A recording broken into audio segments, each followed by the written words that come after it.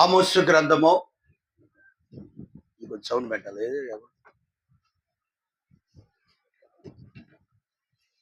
4వ అధ్యాయం 12వ వచనాన్ని కలిపి చదువుకుందాం. బైబిల్ ఉన్నవారందరూ కూడా, చదువచ్చిన వారు ప్రతి ఒక్కరు కూడా బైబిల్ తెరిచి, దేనికంటే వినువారును చదువువారును దాని ప్రకారం గైకొని వారు ధన్యులు అనేది మనం చదువుతుంటాం, వింటూ ఉంటాం, కానీ చెయ్యం. ఎందుకంటే మనకు తెలుసులే అనుకుంటాం. కొన్నిసార్లు మన నిర్లక్ష్యమే మన ప్రమాదానికి దారితీస్తుంది. దయచేసి ప్రతి ఒక్కరూ మీకు వచ్చిన తెలిసిన ప్రతి ఒక్కరూ తీసి చదవాలి, కలిపి చదువుకుందాం. ఆమోసు గ్రంథము 4వ అధ్యాయము. దగ్గుతుంది అసలు. ఇది వద్దులే కానీ, ఇది ఒక్కటి చాలు. పెట్టండి, ఎన్ని వద్దులే కానీ రీసౌండ్ అవుతుంది. ఇది ఒక్కటి చాలు. ఎందుకంటే ఈ సౌండ్ సరిగా రాకపోతే మేము సౌండ్ పెంచాల్సి వస్తుంది, గొంతు ఇబ్బంది అవుతుంది. లాగే 4వ అధ్యాయము 12వ వచనాన్ని కలిపి చదువుకుందాం. మధ్యలో నుంచి ఇశ్రాయేలీయులారా అని కానించి ఒక్క పదాన్ని మాత్రమే అంశాన్ని వరకు చదువుదాం. ఇశ్రాయేలీయులారా, మీ దేవుని సన్నిధిని కనపడుటకై సిద్ధపడుడి. అసలు ఆ ఆయన కూడా చదివినట్టే లేదు, కాబట్టి పెదాలు కదిలించినట్టున్నారు. మరలా గట్టిగా ఒకసారి అందరూ చదవండి. ఇశ్రాయేలీయులారా, మీ దేవుని సన్నిధిని కనపడుటకై సిద్ధపడుడి. ఇంకా రాలేదు. ప్రార్థన చేసుకుందాం.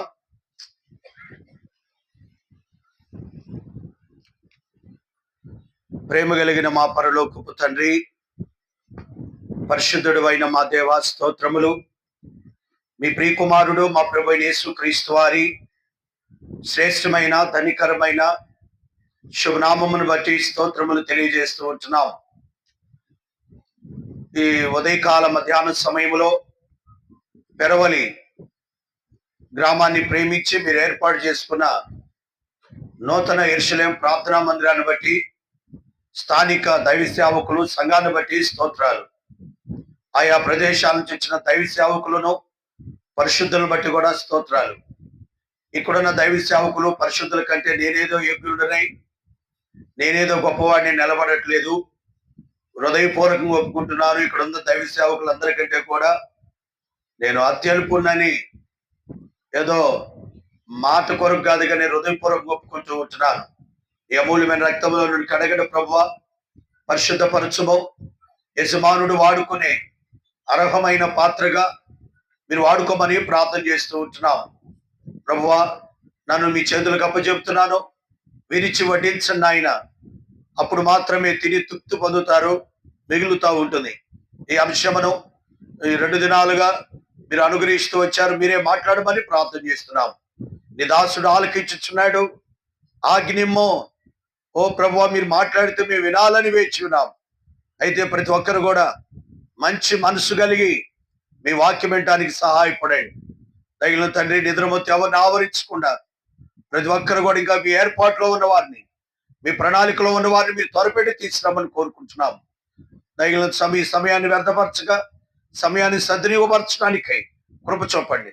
ఏ మాటలు అవసరమో, ఏ తలంపులు అవసరమో అవసరమైన వెల్లడి చేయండి, అవసరం కానీ ఆపివేయండి.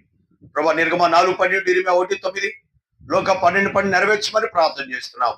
దైవజనుడు భక్తి సంఘాన్ని ఏర్పరచుకొని చిన్న అపారమైన దర్శనాన్ని బట్టి స్తోత్రాలు. ఆ దర్శనము ఎరగని అనేక ప్రజలు ఎరిగి మా ప్రభా మీ సన్నిధికి రావడానికే కృప చూపమని ప్రార్థన చేస్తున్నాం. ప్రభా, ఆయన పిలిచిన వారికి కొలతలేని ఆత్మనిచ్చిన కనుక దేవుడు మాటలు పలుకును అన్నారు. ప్రభా, నా నోట మీ మాటలు ఉంచమని యేసు మీ ప్రజలకు మీరు కనపడమని కోరుకుంటూ యేసు క్రీస్తు వారి శ్రేష్టమైన నామం బట్టి ప్రార్థించి వేడుకుంటున్నాము తండ్రి, ఆమేన్.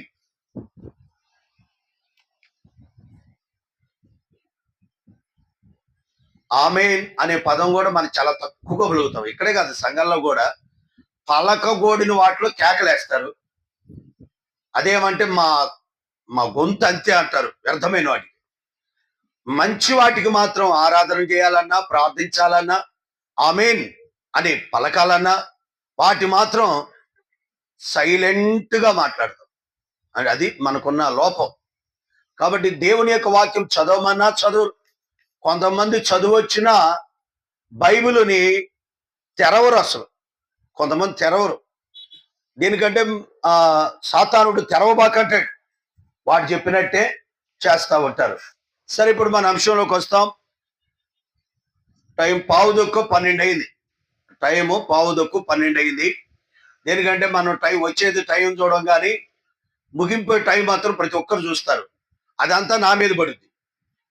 అందుకని మీ తెలివితేటలు నాకు కూడా తెలుసు కనుక 11:12 అయింది. దాన్ని బట్టి టైం చూస్తాం.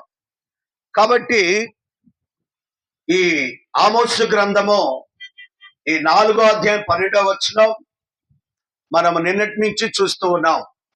రాత్రి కూడా దేవుని సన్నిధిలో కనపడుటకై సిద్ధపడి వచ్చిన వ్యక్తి బాగుపడి వెళ్ళిపోయాడు. ఎట్టయ్యాడు? సిద్ధపడి వచ్చాడు కనుక బాగుపడి వెళ్ళాడు. సిద్ధపడే లక్షణాలే 6. 7వది ఆయన సన్నిధికి వచ్చాడు, ఆయన వద్దకు వచ్చాడు. అందుకనే పోతా ఎట్టపోయాడు? బాగుపడిపోయాడు. పోతా ఎట్టలేడు, సంతోషంతో వెళ్ళాడు. దుఃఖంతో వేదనతో కృంగిపోయి వచ్చిన వ్యక్తి ఆయన యొద్దకు వచ్చిన తర్వాత ఎట్లా వెళ్ళాడు? సంతోషంతో సమాధానంతో వెళ్ళాడు. ఇది రాత్రి చూసాం. ఈ దినం కూడా అపోస్తుల కార్యం ఈ ఆమోసు గ్రంథం 4:12లో మీ దేవుని సన్నిధిని కనబడుటకై సిద్ధపడుడి. ఇక్కడ దేవుని సన్నిధిని కనబడటానికి ప్రతి విశ్వాసి, ప్రతి క్రైస్తవుడు, నీవేనా నేనేనా, ఆయన సన్నిధిని కనబడటానికి సిద్ధపడితే రేపు అక్కడ కనబడతావు. ఎక్కడ? ఆయన యందు. ఆ మాట ఆ ఫిలిప్పీయులకు రాసిన పత్రిక, ఇదన ఆ మాట మీద చూస్తాం. రండి, ఫిలిప్పీయులకు రాసిన పత్రిక 3వ అధ్యాయం. ఫిలిప్పీయులకు రాసిన పత్రిక 3వ అధ్యాయము. ఇదే సరిగా రావట్లేదు, అదేమాత్రం.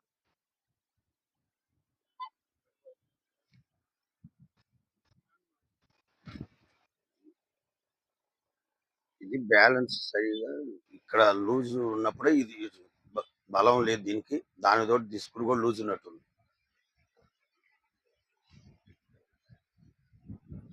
ఫిలిప్పీయులకు రాసిన పత్రిక 3వ అధ్యాయము 9వ వచనాన్ని నేను చదువుతాను. జాగ్రత్త ఆ మాట వరకు. ఆయన యందు అగపడు నిమిత్తం. చాలు. ఏంటి? రేపు మన అందరం ఎక్కడ అగపడాలి? అగపడితే అగపడినట్టు, అగపడకపోతే మొత్తం ఒకసారి అగపడినట్టే. ఎక్కడ? ఏంటి పలకరు? ఆయన యందు అగపడకపోతే ఎవరో మాట్లాడేది.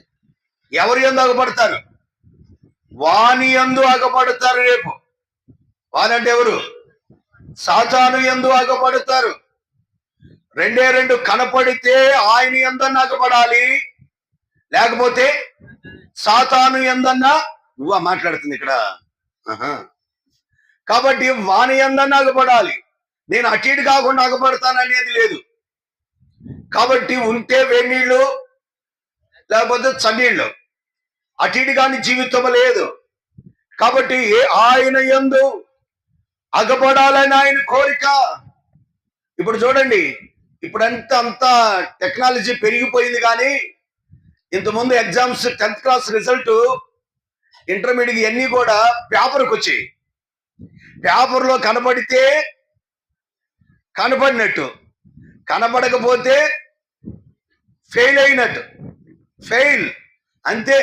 వాడు ఎందన్నా పేపర్లో కనబడకపోతే వాడు అయిపోయింది అనేవాడు, ఫెయిల్ అయ్యా అనేవాడు. అదేవిధంగా నువ్వెంత భక్తి చేసినా, నువ్వెన్ని సంవత్సరాలు విశ్వాసం అయినా, ఈ చర్చి పునాది నువ్వైనా, అంటే పునాది నువ్వు కాదులే కానీ అసలు కానీ కొన్నిసార్లు మన వాళ్ళు చెబుతుంటారు, అన్న ఈ పునాది నేనేనా నేనన్నా పునాది మరి యేసు పోయిందా అన్న. పునాది ఎవరు? యేసు ప్రభు వారు. ఏ చర్చికి మనం పునాదులం కావు, సేవకులు గారు, విశ్వాసులు గారు, పెద్దలు అంతకంటే గారు. మరి ఎవరయ్యా పునాది అంటే యేసుక్రీస్తు వారే పునాది. ఆయనే రాయి. ఆయన మీద, పునాది మీద మనం కట్టబడుతున్నాం. కట్టేవాడు కూడా దేవుడే. తెలియక అన్న ఈ పునాది కానిచ్చి నేనున్నా. కాబట్టి మనంతటి మనమే చెప్పుకుంటూ ఉంటాం.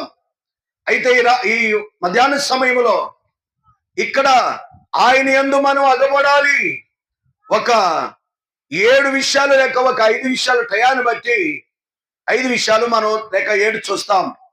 యేసు క్రీస్తునందు అగబడాలి. నేను ముందుగా మన అంశాన్ని ఏం చెప్పాను?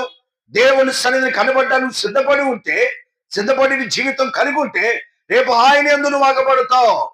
ఆయన యందు అగబడాలంటే మొదటి మాట ఆ వచనంలోనుంది. పిలుపులకు రాసిన పత్రిక 3వ అధ్యాయం 9వ వచనంలో ఒక మాట రాయబడింది. ఎక్కడంటే ఆ మాట స్టార్టింగ్ లోనుంది. నీతి గలవాడువై, ఏమన్నాడు? నీతి గలవాడువై ఆయన యందు అగపడతారు. కాబట్టి ఏ వ్యక్తి అయితే నీతి కలిగిన వాడు, అప్పుడే నువ్వు మంచినీళ్ళు ఇస్తున్నావా? నువ్వు కూర్చోండి. ఇచ్చేవాళ్ళు ఇస్తున్నారు, తాగేవాళ్ళు తాగుతున్నారు. అన్న ఇచ్చినప్పుడు తాక్కున్నట్టు అంటున్నారు. కొంచెం సేపు ఆగండి, ఇప్పుడే కదా స్టార్ట్ చేసింది మనం. అలా మీరు కూడా వాక్యం వినండి. మంచినీళ్ళ తర్వాత అయిపోయిన తర్వాత ఇవ్వండి. కాబట్టి ఈ యొక్క మధ్యాహ్న సమయంలో ఎవరు ఆయన యందు అగపడతారంటే నీతి కలిగిన వారు లేక నీతిమంతులు. మొదటి మాట ఎవరట? నీతిమంతులు. ఎవరైతే దీన్ని కొంచెం అటు ఇటు కదిలి బాగుచిన మళ్ళీ ఎందుకు మరి మళ్ళీ తగ్గింది పెరిగింది? వాడు కదిలిమని చెప్పిండా? నీ తప్పు కాదు. వాడు ఏమంటాడు, కొద్దిగా ఏదో అట్టాను వాడితో నాకు పని ఉంది అంటున్నాడు అనమాట. కదిలి బాగు, నువ్వు కదిలిచ్చినట్టున్నావు అసలు. చిన్న ఏం నవ్వుతున్నావు ఎందుకు? కొద్ది దీన్ని సౌండ్ పెంచమ్మా. నీతిమంతులు. రైట్, చాలమ్మా. ఇంకా కదిలి బాగు. రైట్. ఇంక నువ్వు చిన్న నువ్వేం కదిలి బాగు. నాకలు తిరుగుమ్మా, కూర్చి. నాకలు తిరుగు, నువ్వు నాకలు తిరుగు. నన్నే చూసుకో ఈ పూట. నీతి గలవాడు అయి లేక నీతిమంతులు. నీతిమంతులు ఆయన యందు అగపడతారు.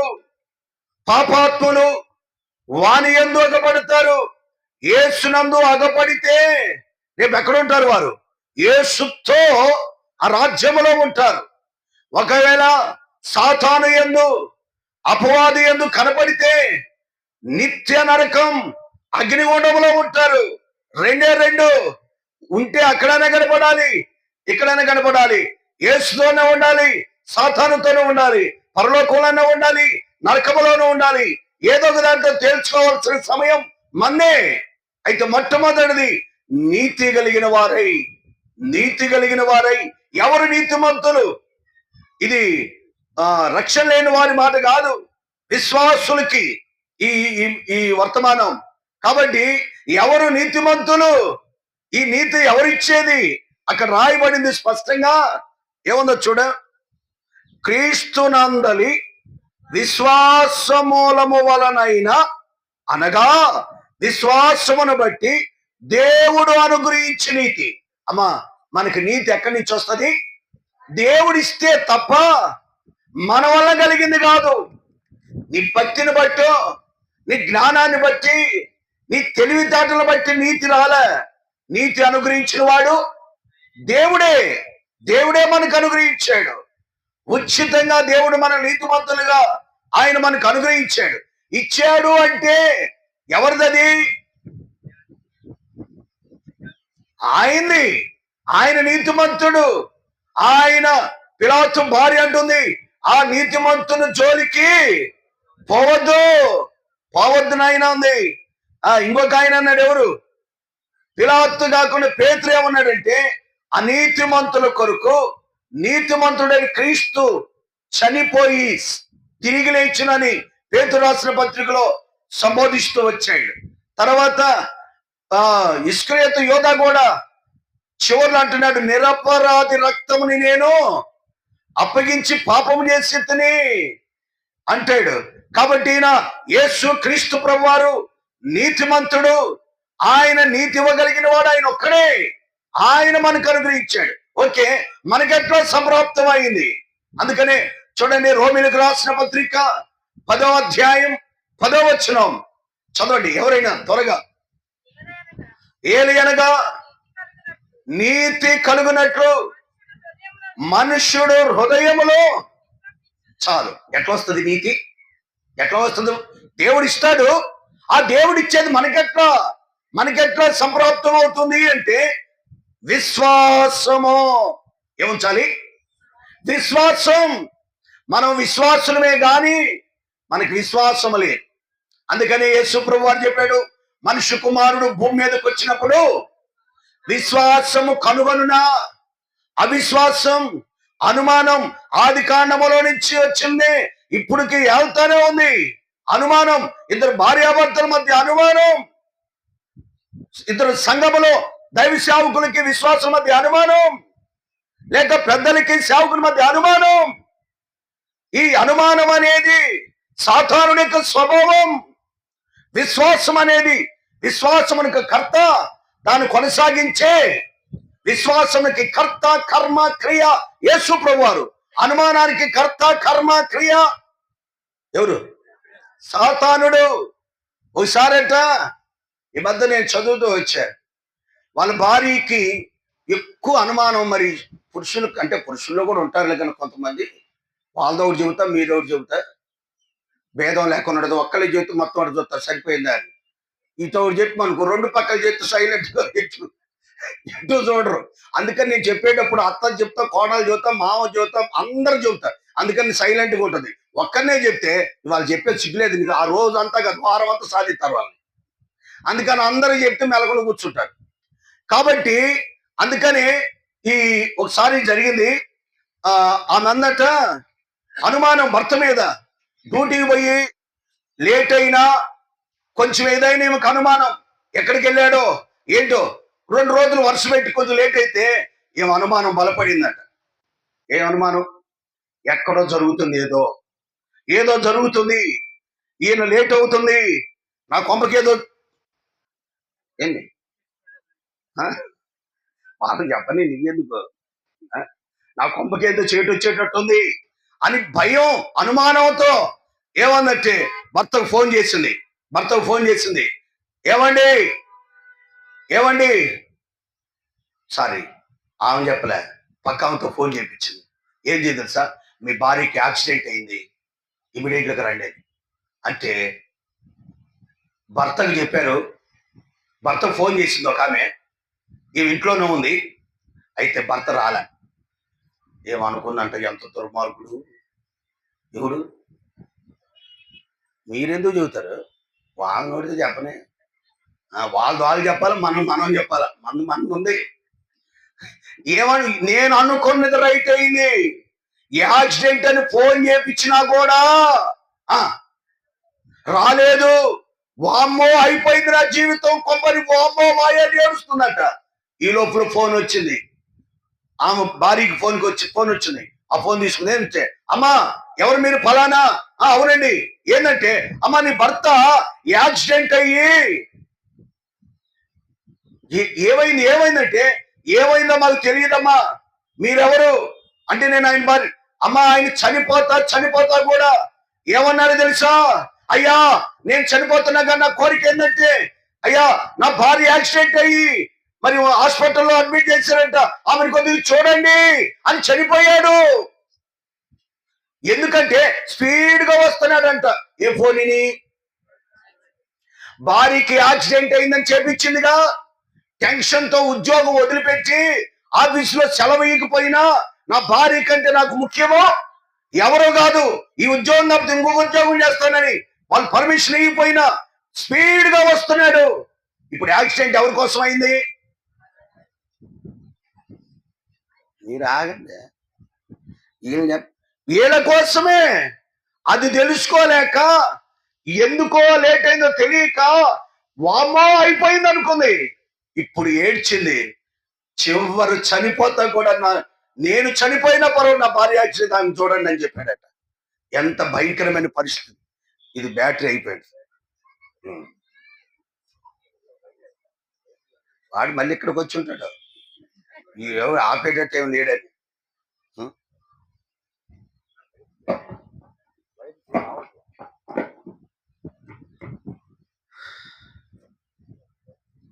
Praise the lord.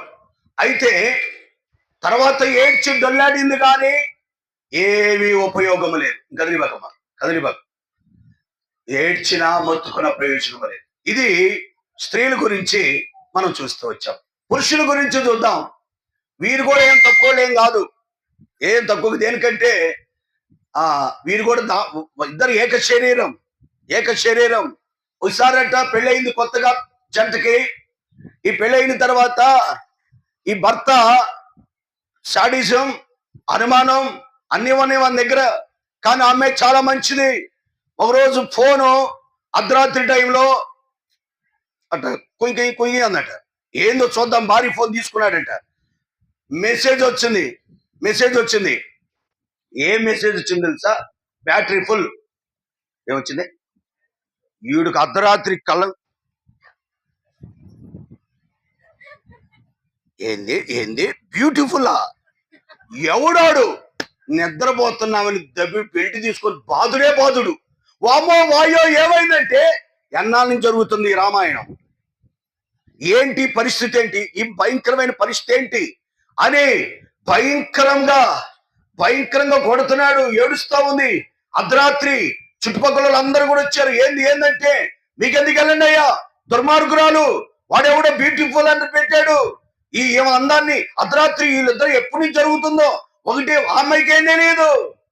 ఈ లోపల ఇలాంటి క్రీదాస్ గారు ఉన్నాడు ఇంటమ్మడి. ఇక్కడ ఉన్నోళ్ళే నాకు కావాల్సిందే. రాత్రి జార్జి గారు ఉన్నాడు, ఆయనకి చెప్పా.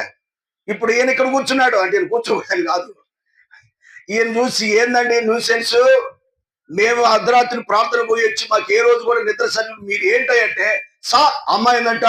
అన్నా చూడండి అన్న, నాకేం తెలియదు అంటే, సార్ పాస్టర్ గారు ఇట్లాంటి పాస్టర్ గారు మిమ్మల్ని ఏమనకూడదు, ఇట్లాంటి మళ్ళీ శాపాలు వస్తాయి మిమ్మల్ని అంటే, ఇది చూడండి నేను దుర్మార్గుని అంటే చూడండి అండి. ఈయన అనుకున్న కళ్ళజోడు పెట్టుకొని ఇదయా ఒరే పనికి మానోడా, ఏంది ఇది, ఏం పలకరు మీరు పలకండి, ఇప్పుడు మీరు పలకబాకండి. బ్యాటరీ ఫుల్ రా బుద్ధి లేనోడా, అవునా ఇది అప్పుడు దాకా కొట్టింది, ఇప్పుడు ఈయన కొట్టద్దు. ఎంత దారుణం అండి. బ్యాటరీ ఫుల్ కి బ్యూటిఫుల్ కి తేడా తెలియదు. అనుమానం అన్నప్పుడు కళ్ళకి అర్థం కాదు. ఈ దినాల్లో కుటుంబాలు పాడైపోతున్నాయి, సంఘాల్లో పాడైపోతున్నాయి. ఎందుకంటే ఈ అవిశ్వాసం, ఈ అనుమానం. అయితే విశ్వాసం అనేది దేవుడు అనుగ్రహించేది. కాబట్టి ఆ విశ్వాసము, అందుకనే బైబిల్ రాయించాడు. ఆదికాండం 15:6 అబ్రాహాము దేవుణ్ణి నమ్మిను, అది అతనికి నీతిగా ఎంచబడింది. కాబట్టి యేసునందరి విశ్వాసమే నన్ను ఏం చేసింది? నీతిమంతులుగా చేసింది. ఈ నీతిమంతులే రేపు ఎక్కడ కనపడతారు? ఆయన యందు అగపడతారు. ఇది మొదటి మాట. రెండవది, ఎవరు నీతిమంతులు? నిర్వచనం రోమీయులకు రాసిన పత్రిక 2వ అధ్యాయం 13వ వచనం. స్వీట్ ధర్మశాస్త్రము వినువారు. ఎంత చక్కగా రాయించాడండి దేవుడు. బైబిల్ మొత్తంలో నీతిమంతుడికి నిర్వచనాలు చక్కగా డైరెక్ట్ గా 2 సార్లు బాగా కనపడుతుంది. చదవమా.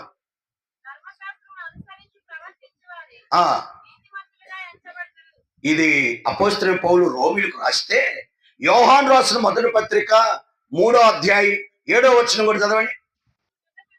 చిన్నపిల్లలారా మోసపరచనీయకుడి, అండర్లైన్ చేసుకోండి, ఆయన నీతిమంతుడై ఉన్నట్టు నీతిని జరిగించు ప్రతి వాడును. ఇది నిర్వచనం. ఎవరంటే నీతిమంతులు? బైబిల్ పట్టుకొని వచ్చినంత మాత్రాన నీతిమంతులం కాము. ముసుకేసుకొని కూర్చున్నంత మాత్రాన నీతిమంతులం కాము. బ్యాగు తగిలించుకున్నంత మాత్రాన నీతిమంతులం కాము. మరి ఏంటి, ఎట్లా నీతిమంతులు అవుతారు? మాట్లాడేవాడు కాదు, ఇక్కడ మాట్లాడినంత మాత్రాన గొప్పేం కాదు. మాట్లాడటం ఎవరైనా మాట్లాడతారు. మాట్లాడటం ఈజీ. మాట్లాడటం ఈజీయా, అనుసరించడం ఈజీయా?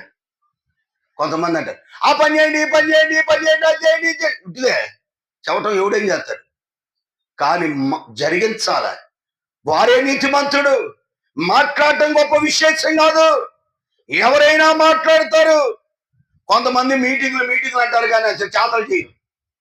చేతలు అంటే మాట్లాడతారు కానీ చేత్తో కొద్ది కూడా ముందుకు చేయరు. ఒక పని చేయరు, సమర్పణ ముందుకు రారు. ఒక మీటింగ్ జరుగుతుంది అంటే అందరూ ఏకీభవించాలి. అందరూ ఏకీభవించాలి. మాటలు కలిగిన వాడు ఎక్కువ ఏకీభవించడం. మరి మాట్లాడతారే కానీ చేయని వారు జనాల్లో కొంతమంది అలా ఉంటారు. కొంతమంది మాట్లాడరు కానీ చేతల్లో చూపిస్తారు. ఒకసారి అంటే నేను విన్నాను, ఒక దైవ సేవకునికి ఫోన్ చేశారట ఒక ఆమె. అన్నయ్య మీరు ఉన్నారా, మీరు ఇంట్లో అన్నారు. అమ్మ ఇప్పుడే బయలుదేరి కార్యక్రమాన్ని పరిచయం ఏంటమ్మా అన్నాడు. కథ కాదు, సంఘటన. అంటే ఏంటంటే అన్నయ్య నేను మందిరానికి దేవునికి ఇవ్వాలని దాచిపెట్టాను, అవి తీసుకున్నాను. ఆమె ఎవరో తెలుసా? కాగితాలు ఏరుకొని పేదరాలు, ఎదవరాలు, దిక్కుమాలింది, సరైన ఇల్లు లేదు ఆమెకి. కానీ ఆమె దాచిపెట్టుకున్న డబ్బులు అంటే ఏముండేవి అనుకొని, అమ్మ ఇప్పుడు నాకు టైం లేదు అన్నయ్య, ప్లీజ్ వస్తున్నాను, దయచేసి ఉండండి, ఒక్క నిమిషం అంటే సరే రామ్మ, నువ్వు వదిలిపెట్టు మమ్మల్ని అనుకున్నాడు. అంటే ఏమేమి వస్తుంది, పేదరాలు గారు, దిక్కుమాలి, ఎదవరాలు, అడుక్కునేదో లేకపోతే కాగితాలు ఏరుకునేది, రెండు లేదు, కన్ఫ్యూజన్ నాకు అర్థం విన్నాను కానీ గుర్తులేదు సరిగా. ఏదో కానీ పేదరాలు. కానీ ఆ మూట తీసుకొచ్చింది. ఆ మూట ఎట్లుందో తెలుసా? మురికిగా ఉంది ఆ మూట. ఎప్పటి నుంచో పాప నిలవ చేసి మూట. సరేనమ్మా ప్రార్థన చేశాడు, ఆయన వెళ్ళిపోయాడు. ఆ మూట అక్కడ పెట్టాడు. ఎక్కడ అంటే తెలుసా? ఆ సోఫాలోనో అక్కడ చర్చిలో పెట్టాడు. భార్యకి చెప్పాడు, ఎవరు పడుచుకోవాలి ఆ మూటని. ఎందుకని? మురిగి. మనం అలాంటి ఎందుకు చూస్తాం? మనకైతే నైస్గా ఉంటుంది చూడు బ్యాగ్, దాంట్లో ఏముండదు చెప్పాలి. పైకి అంతే మేడి పండు చూడు, లోపల ఏముండదు. అయ్యే మనకు కావాలి. దాన్ని ఎవరు ఈయన మళ్ళీ పరిచయం వచ్చేదాకా అంతే ఉంది. సర్లేని ఏందమ్మా దీన్ని తిని కూడా తినేదా, ఏమో వివేక్ అక్కడ వేసిపోయింది అన్నంట ఆమె కూడా. సరే నేను కూర్చొని మొత్తం పోసి లెక్కేస్తే 1,50,000 ఉన్నాయి. 1,50,000, 2 లక్షలు. అస్సలు ఆయన మైండ్ బ్లాక్ అయిపోయిందంట. భార్య ఇతను కూర్చొని ఏడ్చారంటే, ప్రభువా ఒక పేదరాలు కాగితాలు లేకపోతే ఏరుకొని జీవించేది దేవుని కొరకు, ఇది దేవునికి ఉపయోగించండి అని ఎంత త్యాగం ప్రభా. దాని విషయంలో నేను కూడా నిర్లక్ష్యం చేశాను ప్రభా. నా సేవకుడు నేర్చి ప్రభా క్షమించిన ఆయన. ఆ బిడ్డను తక్కువగా ఆలోచన చేశాం. ఆ చర్చిలో పెద్ద ఆఫీసర్స్ ఉన్నారు, ఉద్యోగస్తులు ఉన్నారు, ధనవంతులు ఉన్నారు, కానీ ఎవడు కూడా అంత ముందు తీసుకురాలేదంట ఆమె. అందుకని బైబిల్లో కూడా పేదరాలు, ఎదవరాలు ఏం చేసింది? ఎంతో మంది వేశారు అక్కడ, అందరినీ పరిశీలించాడు యేసు ప్రభువారు, కానీ ఎవడి పేరు చెప్పలే. ఆమె కంటే వేసిన వాళ్ళు ఎక్కువ లేరా? చాలా మంది ఉన్నారు, ఎవరిని చెప్పలా. ఆమె ఒక్కతే. ఆమె కలిగింది మొత్తం. నువ్వు ఎప్పుడైనా వేసావాట మందిరానికి? వేసేది తక్కువ, లెక్కేసేది ఎక్కువ. మనం ఒక ఆయన అంటే మీ ఊళ్ళో నాది అసలు నేను ఈ ఊరికి చెప్పడం ఇదే ఫస్ట్ నేను ఇక్కడికి. అయితే ప్రతి వేసేది ఖచ్చితంగా ఆయన ఆ దినాల్లో 5 రూపాయలు కాగితం. ఇప్పుడు 5 రూపాయలు రావట్లేదు కానీ ఖచ్చితంగా 5, 2 గుర్తుపెట్టుకొని వేసేవాడంట. ఆ లెక్కేసేది కూడా ఆయనేనంట. ఖచ్చితంగా దాన్ని చిల్లరిచ్చి మళ్ళీ ఆ 2 రూపాయలు తీసుకుంటాడట. 2 రూపాయలు, 5 రూపాయలు మళ్ళీ ఖచ్చితంగా దాంట్లో చేస్తాడట, శబ్దం లేకుండా ఉండటానికి. చూడండి, తన జీవితంలో ఎంత దౌర్భాగ్య స్థితిలో ఉన్నాడో చెప్తుంటే విన్నదన్నమాట ఈ సంఘటన. కాబట్టి మన జీవితంలో దేవుని కొరకు అన్ని ఉన్నవారు ముందుకు రారు. మాట్లాడటం తెగ మాట్లాడతారు. ఏమి చేయని దిక్కుమాలినది స్త్రీ ముందుకు వచ్చింది. కాబట్టి వారికి దేవుడు ఆశీర్వాదం కూడా అంతే ఉంటది. నన్ను గణపరచు వారిని నేను గణపరుస్తా. ఒక్కొక్కరు మందిరం అంటే, దేవుడు పనులంటే చాలా శక్తికి మించి ముందుకు వస్తారు. కొంతమంది మాట్లాడతారు కానీ ముందుకు రారు. కాబట్టి ప్రియమైన దేవుని బిడ్డలారా, మాట్లాడేవాడు నీతిమంతుడు కాదు, దాని ప్రకారంగా జీవించేవాడు, జరిగించేవాడు అదే మాట రోమిలకు రాసిన పత్రికలు ఏమన్నాడంటే, వినేవాడు కాదు. ఎవరు నీతిమంతులు కాదు? కేవలం వింటమే కాదు, విన్నది ప్రవర్తించడం అంటే ఏంది? ఆ ప్రకారంగా గైకొండ జీవించుట, నడుచుట. ఇదే మాట ద్వితీయోపదేశకాండం 6:25 అనుకుంటా మాట అంటాడు. చూడండి, ద్వితీయోపదేశకాండం 6వ అధ్యాయం 25వ వచనం. యెహోవా ఆజ్ఞాపించినట్లు ఆయన సన్నిధిని ఆజ్ఞలను అనుసరించి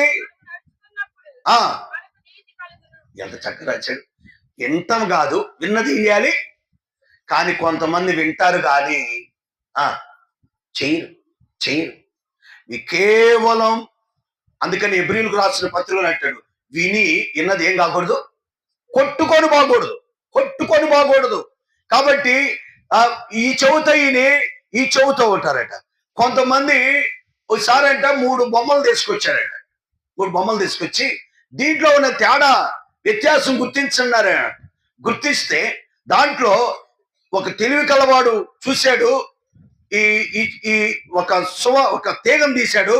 తీగం తీస్తే ఈ చెవులో నుంచి ఈ చెవులో పోయిందట. ఒకటిది ఈ చెవులో నుంచి నోట్లోకి వచ్చిందంట. ఈ చెవులోకి జాడికి వచ్చింది, నోట్లోకి వచ్చిందంట తీగ. అర్థమైందా? అర్థం కాలేదా? 3 బొమ్మలు ఉన్నాయి. 3 కోతులో కుక్కలో ఈ ఒకటి 3 బొమ్మలు ఉన్నాయి. 3 బొమ్మల్లో వ్యత్యాసం చూడండి అంటే, పరిశీలించేవాడు ఒకడికి పై చూసేవాడికి ఏం అర్థం కాలే. జ్ఞానం కలిగిన వాడు ఇలాంటి స్టీఫెన్ అన్న గారికి మాత్రం అర్థమైంది. ఈ పెట్టడంతో తీగ ఈ చెవులో నుంచి ఏ చెవులోకి వచ్చింది? ఈ చెవులోకి వచ్చింది. ఇంకో 2వ బొమ్మకు చూస్తే ఈ చెవులో నుంచి నోట్లోకి వచ్చిందంట. 3వ బొమ్మకి చెవులో నుంచి లోపలికి పోయింది కానీ బయటికి రాలేదంట. ఈ 3లో ఉన్న సత్యం ఏంటో తెలుసా? కొంతమంది ఈ చెవుతో వింటారు, ఇటు రిలీజ్ చేస్తారు, ఏం ఉపయోగం లేదు. కొంతమంది ఈ చెవులో వింటారు, నోటితో వాగుతారు కానీ లోపలికి పోతుంది, ఊరికి మాట్లాడటం వరకే. ఇది 2వ రకం. 3వ రకం ఉంది, ఈ చెవుతో విన్నది. మరియా ఎక్కడ భద్రపరుచుకుంది చెవుతో? హృదయంలో. అది ప్రాముఖ్యమైంది. వినుటకు మట్టుకు విందురే గాని బైబిల్లో రాయించి పెట్టాడు. రకరకాల ప్రజలు బైబిల్ ఏమన్నాడు తెలుసా? వారు వింటారు గాని నమ్మరు అని రాయబడింది. ఎక్కడ? మార్క్స్ వార్త 16వ అధ్యాయం 11వ వచనంలో ఈ మాట రాయబడి ఉంటుంది. తీమాకండి, మీరు చదవటం లేట్ అయింది. మార్కు 16:11లో వారు వినుటకు విన్నారు గాని ఏం చేయలేదు, నమ్మలేదు. ఆదికాండం 3వ అధ్యాయం 8-9లో విన్నారు గాని ఆయన వద్దకు రాలేదు అని రాయబడింది. తర్వాత చూస్తే వారు వినుటకు మట్టుకు విన్నారు గాని గ్రహించలేదు అని రాయబడింది. ఏడా? అపోస్తుల కార్యం 28వ అధ్యాయం 26వ వచనంలో ఈ మాట రాయబడింది. వారు వినుటకు మట్టుకు.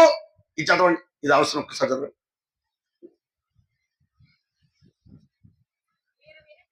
మీరు విశ్వాసులా అవిశ్వాసులు కది? ఎవరికి వస్తారు వాళ్ళు మొత్తం నీ దగ్గరికి? విశ్వాసులకే. అక్కడ దేవుని ప్రజలకే చెబుతున్నారు, వినుటకు మట్టుకు విందురు గాని గ్రహింపరు. చూచుడు మట్టుకు చూస్తున్నారు, గుడ్లకు చెప్పుకొని కానరు. ఈ ప్రజల యొద్దకెళ్ళి చెప్పు. వింటున్నారే గాని ఏం చేయట్లేదు, మనకు చూడటం కాదు కానీ వినుట మాట చెప్తున్నాను, గ్రహించట్లేదు. కేవలం వింటమే. సంఘాలు విన్నట్టు కనపడుతున్నారు, వింటున్నారే గాని వినువాడు ధర్మశాస్త్ర ప్రకారం ఏం కాడు, నీతిమంతుడు కాలేడు. అయితే వినుటకు మట్టుకు విందురు గాని గ్రహించట్లేదు. ఎందుకనంటే గ్రహిస్తే కదా అనుసరించటానికి. 30 గ్రంథం 33-31 అనుకుంటా, అక్కడ అంటాడు వారు చదువు, అది కూడా చదువు.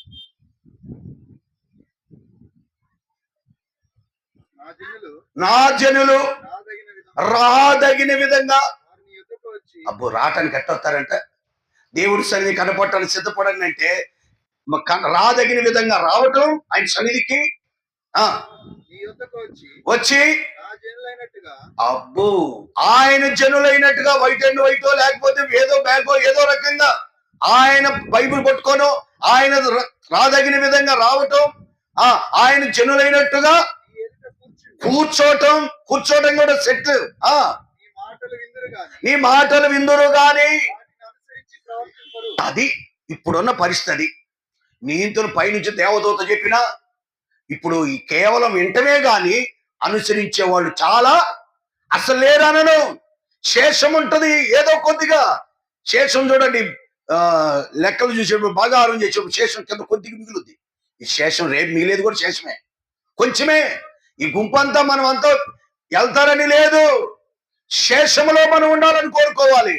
అయితే ఆ అడుగున ఎందుకు అనుసరించట్లేదు అంటే విన్నారు గాని గ్రహించట్లేదు. గ్రహిస్తే కదా చేయటానికి. ఒకసారి అంటే మీకు అర్థం కావటానికి, విన్నారు గాని గ్రహించడానికి, అర్థం కావడానికి ఒక ఉపమానం చెప్తాను. ఇది సంఘటన కాదు. అయితే ఏం జరిగిందంటే, ఒక గురువు గారు, అది నాలో జరిగింది అనుకుంటే, అది కూడా ఒక గురువు గారు శిష్యులు, అంటే పరమానందం గారు పోయిన ఆయన కాదు.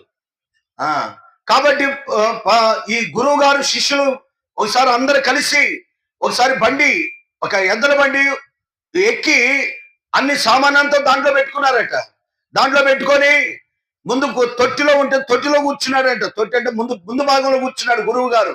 ఈ అనుకున్న శిష్యులకు చెప్పాడు, ఒరే నాయనా జాగ్రత్తగా చూడండి రా నాయన, జాగ్రత్తగా చూడండి, వస్తువులన్నీ జాగ్రత్తగా చూడండి అన్నాడు. విన్నారో వెళ్ళలేదు? వీళ్ళందరూ విన్నారేం లేదా?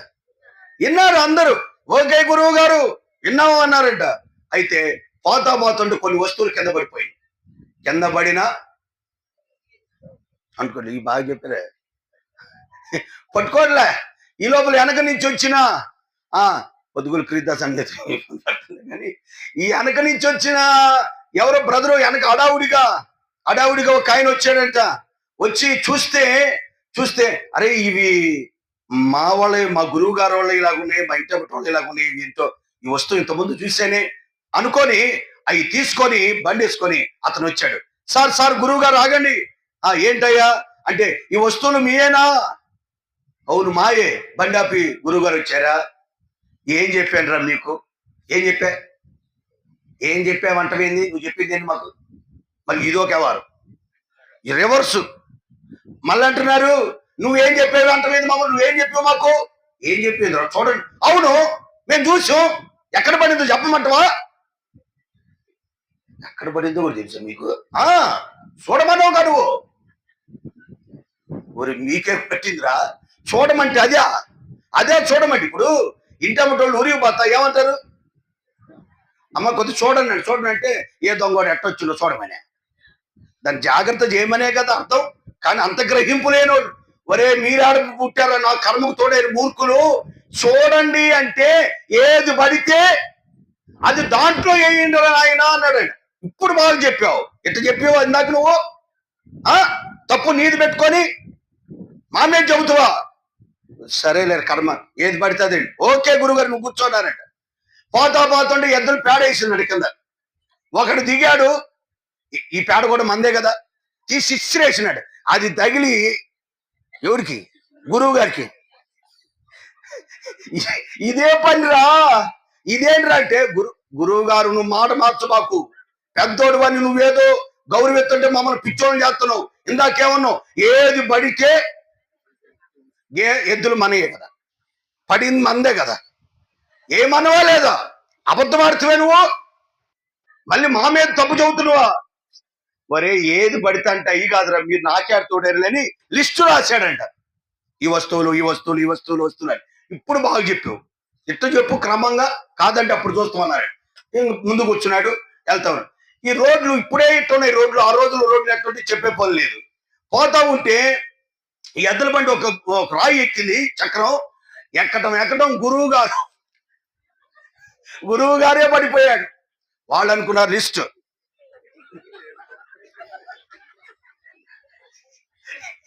వెళ్ళిపోయారు, మొత్తం వెళ్ళిపోయారు, శిష్యులు వెళ్ళిపోయారు.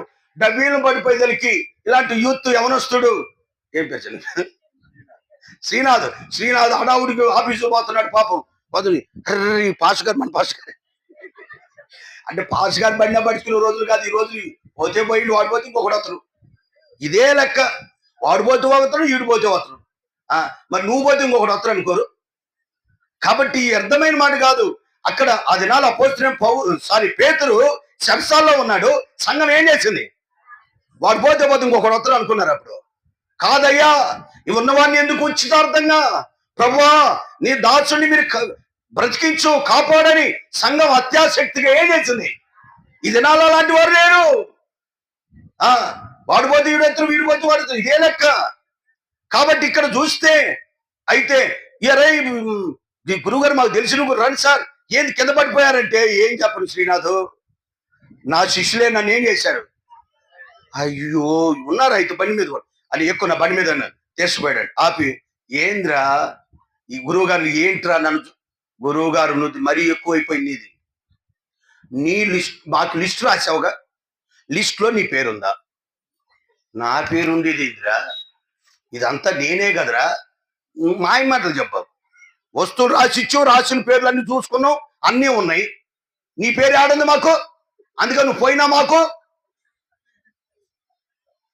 అప్పుడు అన్నాడు, అరే మీరు వినుటకు మట్టుకు విన్నారు కానీ ఇలాంటి బ్యాచ్ ఇప్పుడు సంఘాల్లో ఉంది. కాబట్టి వినుటకు మట్టుకు వింటున్నారే కానీ గ్రహించట్లేదు. దాన్ని అనుసరించాలంటే గ్రహించాలి, అప్పుడే జరిగిస్తావు. జరిగించేవాడే నీతిమంతుడు. ఇది 2వ భాగం.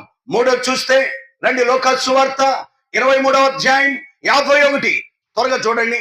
ఈ 5 ఇది మొదట్లోనే ఉన్నాం, జస్ట్ రిఫరెన్స్ వరకు చెప్తాను, మిగిలిక 23:51. అతడు సజ్జనుడను, రైట్, ఎందుకని అతను నీతిమంతుడు అని దేవుడు రాయించాడు. తర్వాత చూడండి 7 విషయాలు ఉన్నాయి వాళ్ళలో, కానీ ఒకటి చెప్తాను. వారి ఆలోచనతోనూ, ఏ పని వారు చేసిన ఆలోచన మంచిదా? ఎవరికి విరోధంగా ఆలోచన అది? యేసుప్రభు వారికి విరోధంగా ఆలోచన.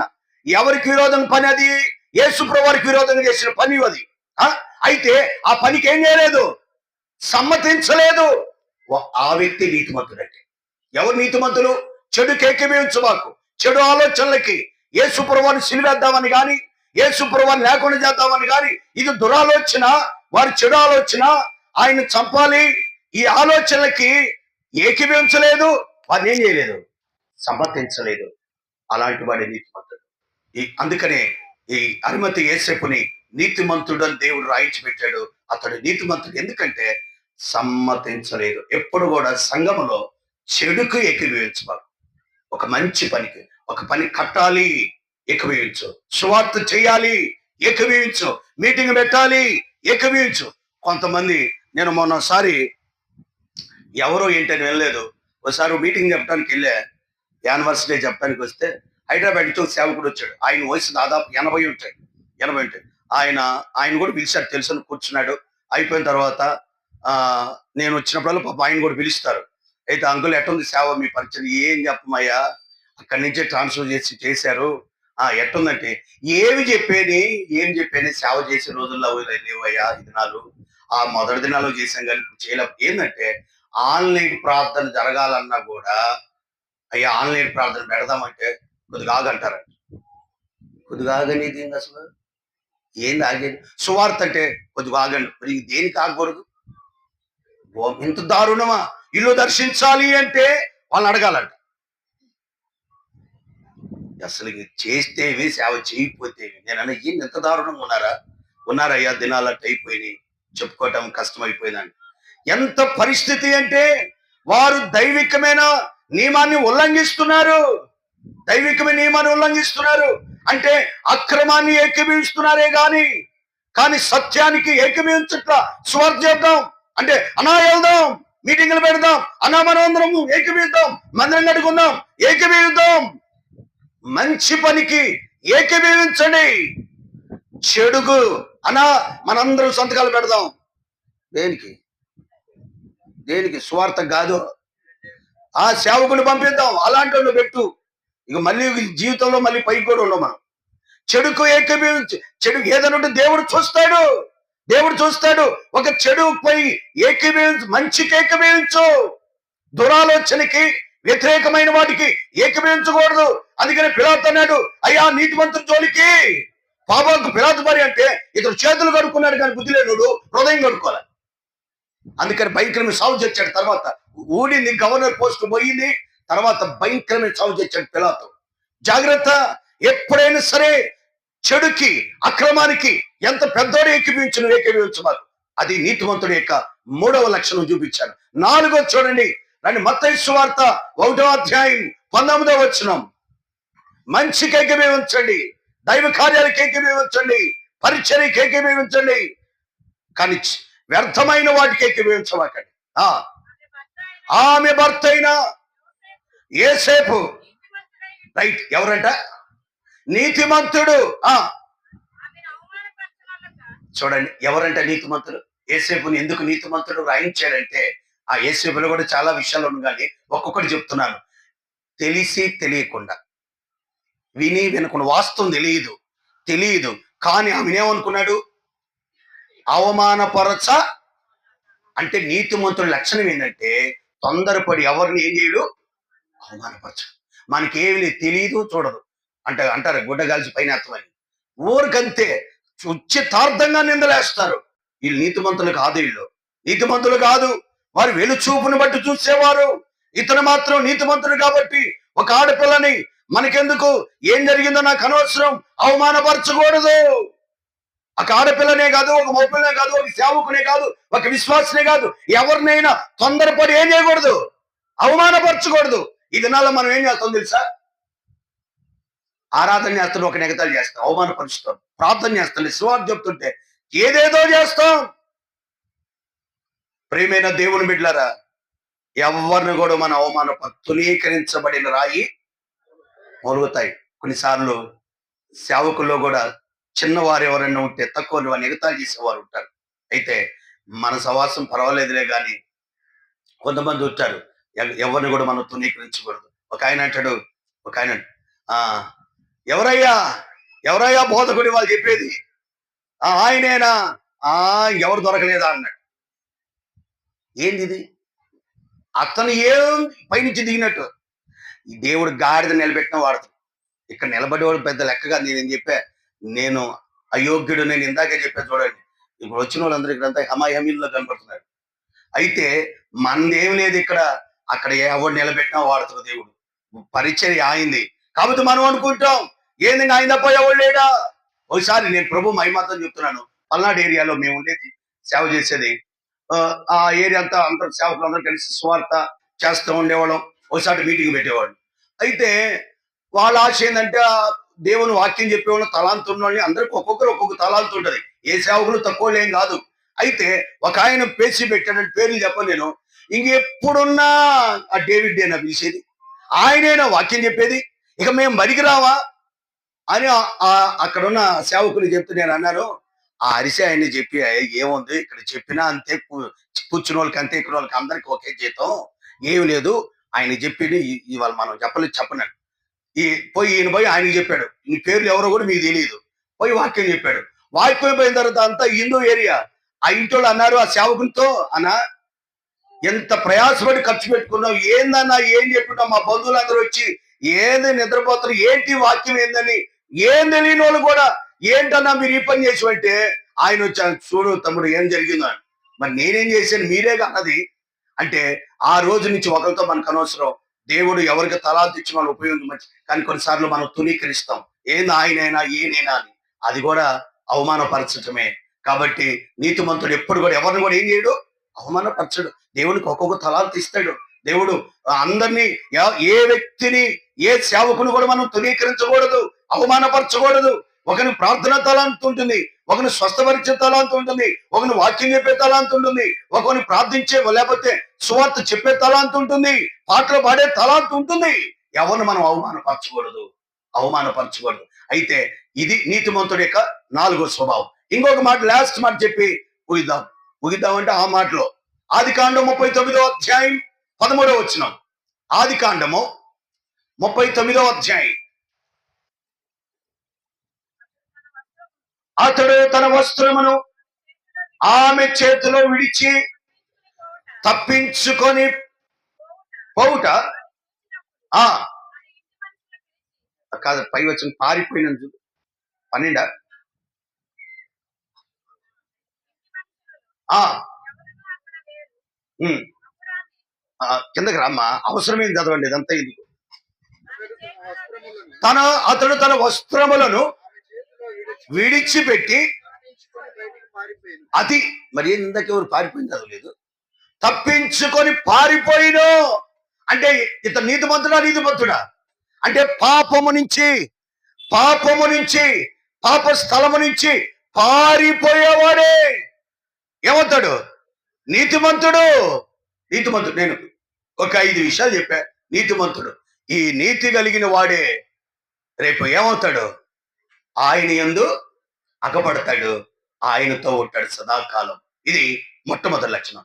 రెండవ లక్షణం చూద్దాం రండి. పరిశుద్ధ గ్రంథం ఆ పై వచ్చిన పిలుపులకు రాసిన పత్రిక అంటే దాని తర్వాత చూపిస్తా. మీరు యెషయా గ్రంథం 57వ అధ్యాయం 1వ వచనం. రెండోది, ఎవరు ఆయన యందు అగపడతారు?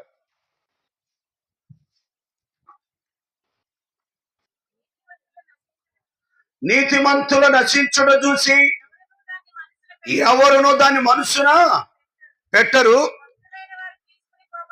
భక్తులైన వారు. ఇప్పుడు చెప్పండి, రేపు ఆయన యందు అగపడేది ఎవరు? భక్తులు. ఏ భక్తులు? నీతిమంతుల కాదు, దేవుని యందు భయభక్తులు కలిగిన వాడు. భక్తుడు అంటే భయము కలిగిన వాడే భక్తుడు. భయం అన్ని దేశాల కంటే మన భారతదేశం భక్తికి నిలయం, కానీ భయం లేని భక్తి ఎక్కువ. భయము లేని భక్తికి శక్తి లేదు, ముక్తి లేదు. కాబట్టి భయము కలిగిన వాడే ఎవరు? భక్తుడు. అయితే ఎవరు భక్తులు? పరిశుద్ధ గ్రంథం బైబిల్లో నుంచి ఒక 5 విషయాలు, అది కూడా మనం చూద్దాం. ఎవరు భక్తులు? బైబిల్ పట్టుకున్న వాళ్ళందరూ భక్తులు కాదు. లేదో 4 మాటలు చెప్పినంత మాత్రాన నేను భక్తుడు కాను. మరి ఎవరండి భక్తులు? రండి, పరిశుద్ధ గ్రంథం బైబిల్లో నుంచి యాకోబు రాసిన పత్రిక 1వ అధ్యాయం 27వ వచనం.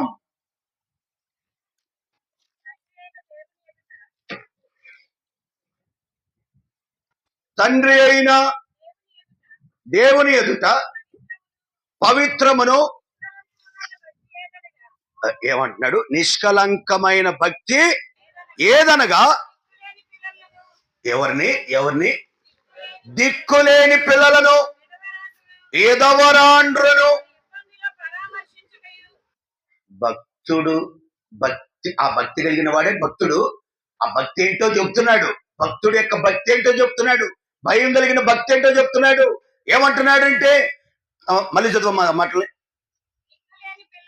దిక్కులేని పిల్లలను, ఎదవరాండ్రులను వారి ఇబ్బందుల్లో పరామర్శించుట. ముందు ఏమన్నాడు? పరామర్శించుట. ఒక ఎదవరాలు సంఘములో ఉన్న, బయట ఎవరైనా ఉంటే తండ్రి లేని పిల్లలను, అనాథలను పరామర్శించాలి. ఇది భక్తికి ఉన్న ప్రాముఖ్యమైన లక్షణం. కాబట్టి అనేక సార్లు మనం ఎదవరాళ్ళు తక్కువగా, లేకపోతే తల్లిదండ్రులు లేని అనాథలను తునీకరంగా మాట్లాడేవారు ఉంటారు. ఆ భక్తికి ఏమాత్రం కూడా శక్తి ఉండదు. తర్వాత చదవమా. ఇహలోక మాలిన్యము తనకు అంటకుండా, అది భక్తుల లక్షణం. ఇప్పుడు చెప్పండి, భక్తుడు అంటే ఎవరు? ఇహలోక మాలిన్యము తనకు అంటకుండా తన్ను తాను, భార్యను కాపాడలేదు, భార్య భర్తను కాపాడలేదు. తెలియక ఏదో ఉన్నప్పుడు ఏదో కండిషన్, రూల్స్, రెగ్యులేషన్ పెడుతుంటావు తెలియక. అంతేగాని ఎవరు కాపాడుకోలేరు. పిల్లల్ని తల్లిదండ్రులు కాపాడలేరు, తల్లిదండ్రులు పిల్లలను కాపాడలేరు. విశ్వాసులు సేవకుని కాపాడలేరు, సేవకుని విశ్వాసం కూడా కాపాడలేరు. ఎవరికి వాళ్ళకే ఉండాల భయం. అంతేగాని దైవజనుడు ముందున్నప్పుడు నీతిగా లేనప్పుడు ఇట్లా అట్టుంటాం కాదు. కొంతమంది అట్టుంటారంటే సంఘంలో ఎంత భక్తిగా ఉంటారంటే అసలు పైనుంచి దిగిన దేవదూతలు ఇల్లేనేమో అన్నట్టుంటారు. తెల్ల చీర, తెల్ల జాకెట్, తెల్ల పూలు లేవులేట వేసుకొని కూర్చున్నప్ప ఎంతగా. ఒకసారి అంటే దైవ సేవకుడు పోతా ఉంటే ఒక విశ్వాసి భర్త అన్నా ప్రైజ్ రాడనా అన్నాడు. ఎవరు మా సంఘంలో కూడా ఇంత బాగా ఎవరన్నా మీరు, ఎవరు మీరు, ఏంది ఎంత చక్కగా చెప్పారండి. ఎవరేందన్నా మీ మందిరానికి వచ్చు చూడు అక్క, ఏమవుతుంది, ఏమయ్యేదేముంది మా భార్యే. అవునా, మరి మీరేందన్న చర్చికి రారు? మరి అక్క బానే పరిచయం చేస్తుంది, బాగా ఆరాధన చేస్తుంది, ఎగిరిగిరి పాటలు పాడుతుంది, బాగుంటది అక్క. అక్క అక్కడ ఎగిరికి చేస్తుంది కానీ ఇక్కడ ఎగిరికి నన్ను ఎగురుతున్నాడు. ఊరుక, చాలా మంచిది అక్క. మీ దగ్గర అక్కడ నంగనాకి తుంగ బుర్రయ్యా, ఇక్కడ బుర్ర ఆడిస్తుంది నన్ను అన్నాను. అట్ట కాదండి, మీరెందుకంటారండి మీ విశ్వాసుల మాట? నేను అందుకని చర్చికి రావట్లేదు అన్నట్టు ఈ బతిమాలు. అసలు మనుషుల కోసం చూడకూడదు. సరే ఇవన్నీ కాదు కానీ మీరు నమ్మర్లే కానీ మీ విశ్వాసులు దేనికంటే వాళ్ళ మాటలు మీకు అంత బాగుంటాయి, దేవదూతలాగా ఉంటారు, ఇక్కడ నాకు వస్తే దెయ్యం అయిద్దామే. సరే ఒక రోజు పిలుస్తారా, సరే పిలువ అన్నాడు. ఒకరోజు వీళ్ళిద్దరు గొడవ, గందరగోళం. చర్చి నుంచి రాగానే ఎమ్మని గడిపెట్టేశాడు. బయటికి వెళ్ళాడు. పాస్టర్ గారు అండి మీరేనా? నేను ఏందయ్యా ఒకసారి మా ఇంటికి రండి, ఇల్లు విజిటింగ్ చేయటానికి కానీ. పాస్టర్ గారు వచ్చాడు. వచ్చి నా వదిలేదు. అరే తలుపు తీత్తవా తీవా? ఎవరిని ఇప్పుడే ఆరాధన చేసి వచ్చింది అక్క. అరే తీత్తవా తీ, చీపిరి కట్టుంది నా చేతులు, సింగారిస్తా. ఏం చెప్తుందంట? అప్పుడు గింటల్లా తిడుతుంది, ఇవ్వబడుతుంది, వాది ఏదో అంటుంది. తర్వాత నా సంగతి తెలుసు, ఇంకో చేతులు తెడ్డు ఉంది. ఏ తెడ్డు? ఇప్పుడు తెడ్లు లేవులే కానీ ఇంతకుముందు అన్నం తిప్పడానికి ఏముండి, చెక్క తెడ్లు ఉండి. మామూలుగా ఉండదు నా మాటలు, మర్యాదకు తీరా. భయంకరం చూడయా గడిది అని. ఈ పనికి మాలో చేసేది తలుపు తీసి పాస్ కనిపెట్టాడు. చీపిరి కాడ తీసుకొని ఉంది రెడీగా, తీయమంటే తీయవరా నువ్వు అని వేసింది. ఎవడికి? అక్కడ చీపిరి కాడ అక్కడ పడే ప్రైజ్ రాడా, దొంగ ప్రైజ్ రాడు కదా. ఎందుకని బాగా గట్టిగా వేసానే, తెడ్డేతండి పగిలేదని. చీపిరి కట్ట ఏంది ఇది, నువ్వెప్పుడు వచ్చి అని. ఎప్పుడా? అరే అంటివే అప్పుడు నుంచి ఉండవా ఉన్నా ఏం చేస్తావు? ఏందక్క, ఏంది అక్కడ చేస్తేనో దేవదూతలకు ఇక్కడ దేవులాగా మాట్లాడుతున్నావు. అప్పుడు ఆయన చూసివయ్యా, మీ భక్తురాలు చూసివా, ఇదే భక్తి, అందుకే నేను చర్చికి రావట్లేదు. ఎంత దారుణమైన పరిస్థితి. జాగ్రత్త, మన భక్తి మన ఇంట్లో వాళ్ళు తెలుస్తుంది, బయట వాళ్ళకు కూడా తర్వాత తెలుస్తుంది. అందుకనే మన సాక్ష్యం ముందు యూదయ అంటే యెరూషలేములో అంటే స్థానికం, తర్వాత బయట. ప్రియమైన దేవుని బిడ్డలారా, ఇక్కడ కూడా చూస్తే మరి భక్తి ఎట్లా ఉండాలంటే యెహోలోకమాలను అంటకుండా తన్ను తానేం కావాలి, కాపాడుకోవటమే. ఎవరు కాపాడుకుంటే వానే భక్తుడు అంటారు. తన్ను తాను కాపాడుకున్నటే భక్తుడి యొక్క లక్షణం. తర్వాత చూస్తే రెండవదిగా ఎవరండి భక్తులు? ద్వితీయోపదేశకాండం 33వ అధ్యాయం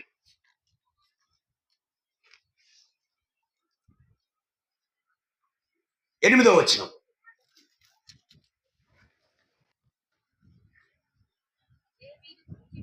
లేవీని గురించి ఇట్లన్నో అమ్మా, నీ తుమ్మీము ఊరీము. ఎవరంట భక్తులు? తుమ్మీము ఊరీము కలిగిన వాడే భక్తుడు. ఈ దినాల్లో నీవు నేను, ఆ దినాల్లో లేవియే కాదు, ఈ దినాల్లో నువ్వేనా నేనైనా ఏమి కలిగిన వాడు భక్తుడు అంటే తుమ్మీము ఊరీము, ఈ రెండు కలిగి ఉండే బ్యాగ్ లాంటిది. దాన్ని ఏమంటారు తెలుసా? ఏఫోదు. రండి, మొదటి సమూయేలు గ్రంథం 30వ అధ్యాయం,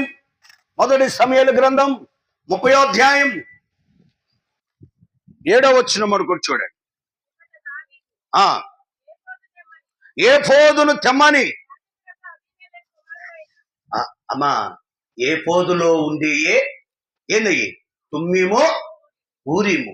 ఈ రెండు వివరించడం అంటే చాలా కష్టమైంది, కానీ బైబిల్లో పాత నిబంధనలో వీటికి చాలా వివరంగా యాజకుడు తగిలించుకోవటానికి అవి రెండు కూడా రొమ్ముకి లోపలికి వెళ్ళాలి అంటే, పరిశుద్ధ స్థలంలోకి వెళ్ళాలి అంటే, దేవుని యొద్ద విచారించాలి అంటే, దేవుని చిత్తాన్ని తెలుసుకోవాలంటే ఏం ధరించాలి? ఈ ఎఫోదును ధరించాలి. అంటే తుమ్మీము ఊరీము రెండు ఉండాలి. సేవకుడికే కాదు, ఈనాడు విశ్వాసి నీవు నేను మన అందరము కూడా అవి కలిగి ఆయన సన్నిధికి సిద్ధపడి ఉండాలంటే ఈ రెండు మనలో ఉండాలి. ఈ రెండు ఉండాలి. అయితే ఇవి ఉన్నప్పుడే నువ్వేం తెలుసుకుంటావు? దేవుని చిత్తాన్ని తెలుసుకుంటావు. అంటే భక్తుడు అనగా దేవుని చిత్తాన్ని ఎరిగిన వాడే భక్తుడు. భక్తుడు దైవజనుడు భక్తి సింగారి భక్తుడు ఎందుకనొచ్చు అంటే ఆయన దైవ చిత్తాన్ని ఎరిగి ఆయన పని చేశాడు. ఎన్నోసార్లు మనం అసలు ఆయన చిత్తాన్ని ఎరగకుండా మన చిత్తాన్ని నెరవేర్చిన రోజులు ఎన్నున్నాయో. కాబట్టి తుమ్మీము అనగా అర్థం ఏంటంటే సంపూర్ణత.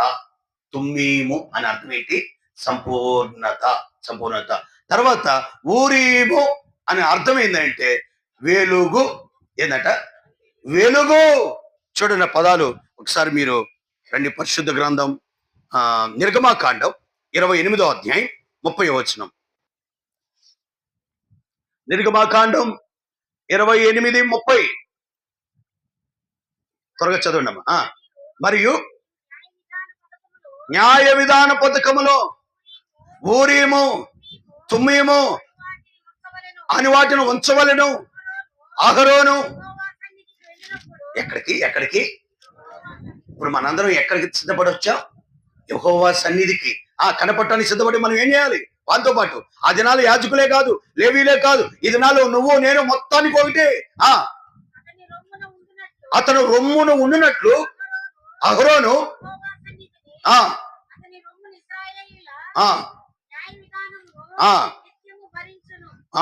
కాబట్టి ఇప్పుడు ఈ రెండు ధరించి ఇప్పుడు ఎవరయ్యా భక్తుడు అంటే తుమ్మేమో ఊరీమో. ఊరీమంటే వెలుగు, దీపం. దీపం అంటే ఏంది? నీ వాక్యము నా త్రావుకు అంటే వాక్యం. వాక్యం. రెండోది సంపూర్ణత అంటే పరిశుద్ధపరిచేది ప్రార్థన. సంపూర్ణతలు చాలా విషయాలు ఉన్నాయి, కానీ ఒక్కటి మాత్రం చెప్పి నేను ముగిస్తున్నాను. రెండు కలిపి అంటే ఈ రెండు కలిగి ఉండాలి. వాక్యము, ప్రార్థన. ప్రార్థన. ఇప్పుడు ఒక పక్షి ఆకాశంలోకి ఎగరాలంటే ఎన్ని రెక్కలు కావాలి? 3, 2. ఒక రెక్క ఉంటే ఎగరలేదు, ఎగిరినా కింద పడిపోద్ది. 2 రెక్కలతో ఉంటే ఏమవుతుంటుంది? అది ఎగిరిపోతా ఉంది. ఒక క్రైస్తవుడు, ఒక విశ్వాసి, నీవైనా నేనైనా ఈ రెండు కావాలి. ఏ రెండు? వాక్యము, ప్రార్థన. తుమ్మీము ఊరీము ఈ రెండు కలిగిన సేవకుడు, ఈ రెండు కలిగిన విశ్వాసి, ఈ రెండు కలిగిన బాధ్యత కలిగిన సోదరు ఎవరైనా సరే ఈ రెండు కలిగినప్పుడే ఆత్మీయంగా ఎదుగుతాం, ఆత్మీయంగా ఎదగలుగుతాం. ఆత్మీయంగా ఎదిగే కొందికి ఎవరు కలుసుకుంటావు? ఆయన్ని కలుసుకుంటావు. ఆయన దాగపడతావు. అందుకనే ఎదిగే కొందికి, అందుకని స్తంభాలు చూడండి, పెద్ద స్తంభాలు ఎట్లుంటాయి? పుయ్యే కొద్దికి చెట్టు ఎక్కువ కాలం ఉండాలి అంటే కింద మొదలు ఉంటుంది లావు, పుయ్యే కొద్దికి అది నిలబడుతుంది. కింద తక్కువ పైన ఎక్కువ ఉందంటే ఏమైతే ఇరిగిపోతుంది. ఈ దినాల్లో ఏది వెళ్ళిపోయినా సరే, ఏది అన్ని ఉన్న ఇస్త్రాకో అనిగుంటుంది. ఏమి లేని వాడు ఎగిరిపోయే జీవితం ఇది. కాబట్టి జాగ్రత్త. అది నష్టం. ఎదగాలి అంటే ఈ రెండు ఉండాలి. ఈ రెండు కలిగి ఉండటమే. దైవజనుడు భక్తి సింగ్ గారు కూడా ఈ రెండు ఆయుధాలు కలిగి ఉన్నాడు ఆయన. అందుకనే అంతగా ఎదిగాడు. ఎదిగిన ఒదిగున్నాడు ఆయన. ఏ రోజు కూడా ఆయన ఎక్కడ కూడా ఫోటోలు కానీ ఏమి, ఇప్పుడు అంతా మనం మారిపోయింది అవస్థ. కాబట్టి ప్రియమైన దేవుని బిడ్డలారా, ఇక్కడ కూడా నేను చెప్పే తలం ఏంటంటే భక్తుని యొక్క 2వ లక్షణం ఈ కలిగి ఉన్నప్పుడే అతడు భక్తుడు. ఆ భక్తుడే రేపు ఆయన యందు అగుపడతాడు. సరే, టైం చూసి నేను మిగిలిన చెప్తాను. టైం చూస్తాను. అంత 1:15 అన్నాం కదా. 1:12, 1:15 అయింది. ఇంకొక 1/2 గంటలో నేను ముగించడానికి ప్రయత్నం. చాలా 1 గంటకు క్లోజ్. ఒక 10 నిమిషాలు అటు ఇటు. ఓకే, నువ్వు అంటే వాళ్ళని న్యూయార్క్ తోడు అనుకుంటున్నారు వాళ్ళు. అది ముగి మనకి ఎందుకని. కాబట్టి ఈ భక్తుని యొక్క లక్షణాలు ఇంకొకటి చెప్తా. భక్తుల్లో 7 చెబుదాం అనుకున్న భక్తుల్లో కానీ ఒకటి చెప్పి నేను ముందుకు వస్తా. 3వ దానికి వస్తా. రండి. పరిశుద్ధ గ్రంథం కీర్తన 50వ అధ్యాయం కీర్తన 50వ అధ్యాయము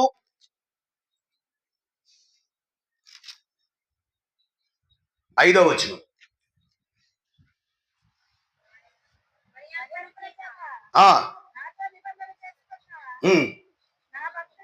ఎవరంట భక్తులు? బలియార్పణ. బలియార్పణ అంటే ఏంది? అంటే త్యాగంతో కూడింది. బలియార్పణ దేనికైనా సిద్ధమే. దేనికైనా ప్రభు కొరకున్న ప్రాణం ఇవ్వటానికైనా. ఈసారి అయితే చైనా దేశంలో జరిగిన సంఘటన. ఒక ఏజెన్సీ ప్రాంతం ఉందంట ఆ దేశంలో. అయితే అమ్మా సంఘటన ఇది కథ కాదు, ఇది ఉపమానం కాదు. అయితే కొండ జాతి ప్రజలు ఉంటారు. ఆ కొండ జాతి ప్రజలకి ఒక నాయకుడు ఉంటాడు. గూడెం యొక్క ఆ గూడానికి ఒక నాయకుడు ఉంటాడు. యేసు ప్రభు అక్కడ కూడా నమ్మలే. ఆ గూడెంలో ఎవరు నమ్మినా ఒప్పుకోడు. నమ్మితే వాళ్ళని చంపేస్తారంతే. అంత అంత సిస్టమేటిక్ ఉంటుంది అక్కడ. అయితే ఎక్కడ జరిగిందో సువార్త అంది. దేవుడి మాట చెప్పుడు ద్వారా ఒక కుటుంబం ప్రభువుని నమ్ముకున్నారు. భార్య, భర్త, ఒక కొడుకు, ఒక కూతురు, కుటుంబంతో ప్రభువుని నమ్ముకున్నారు. ఈ సంగతి గూడెం నాయకుడు తెలిసింది. రేవాడి లాక్రాండ్రా అన్నాడు.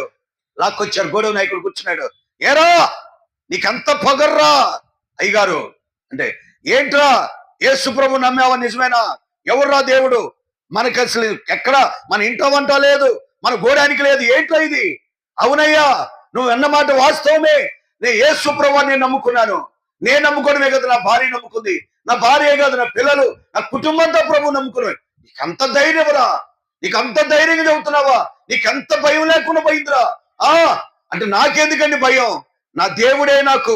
నా దేవుడి తర్వాత నాకు ఎవరైనా అంటే వెంటనండి నేను చేసే శిక్ష తెలుసండి అంటే నవ్వుతున్నాడండి. ఏంద్రా నవ్వుతున్నావు? ఏంది నీకు ఎంత భయం? అందరూ గడగడ వణుకుతారైతే కాళ్ళ మీద పడతా. ఎందుకు పడతా నేను కాళ్ళ మీద? నేను ఏ తప్పు చేయనా? తెలియకున్నప్పుడు లోకంలో పాపంలో జీవించా.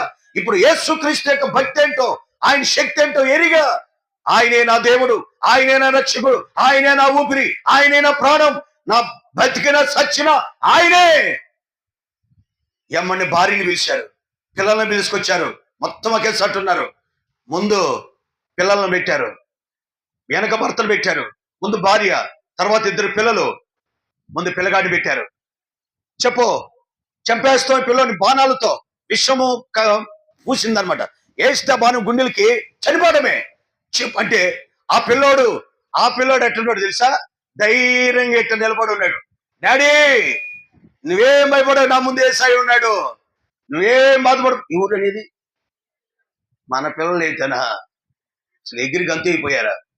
ఆయన అంటున్నాడు, ఏం పర్వాలేదు, నా కొడుకు ఇక్కడ కాకపోయినా అక్కడ కలుసుకుంటా, ఏదైనా పర్వాలా. భార్య అంటుంది, కన్నప్రాయం కాదు ఆమె కూడా, అయినా సరే నా దేవుడే ముఖ్యం. వెంటనే బాణం వేశారు, చనిపోయాడు. ఎవరు? పిల్లోడు. వాడిని లాగేశాడు. నెక్స్ట్ ఎవరున్నారు? కూతురు. ఆ అమ్మాయి కూడా, ఆమె కూడా అంతే వేశారు. టైం కొంచెం చెప్పేస్తున్నాను. వాని పక్కకి అయిపోయారు. నెక్స్ట్ ఎవరు? భార్య. కళ్ళ ముందు భార్య అయిపోయింది. అతను కూడా ధైర్యంగా వచ్చాడు.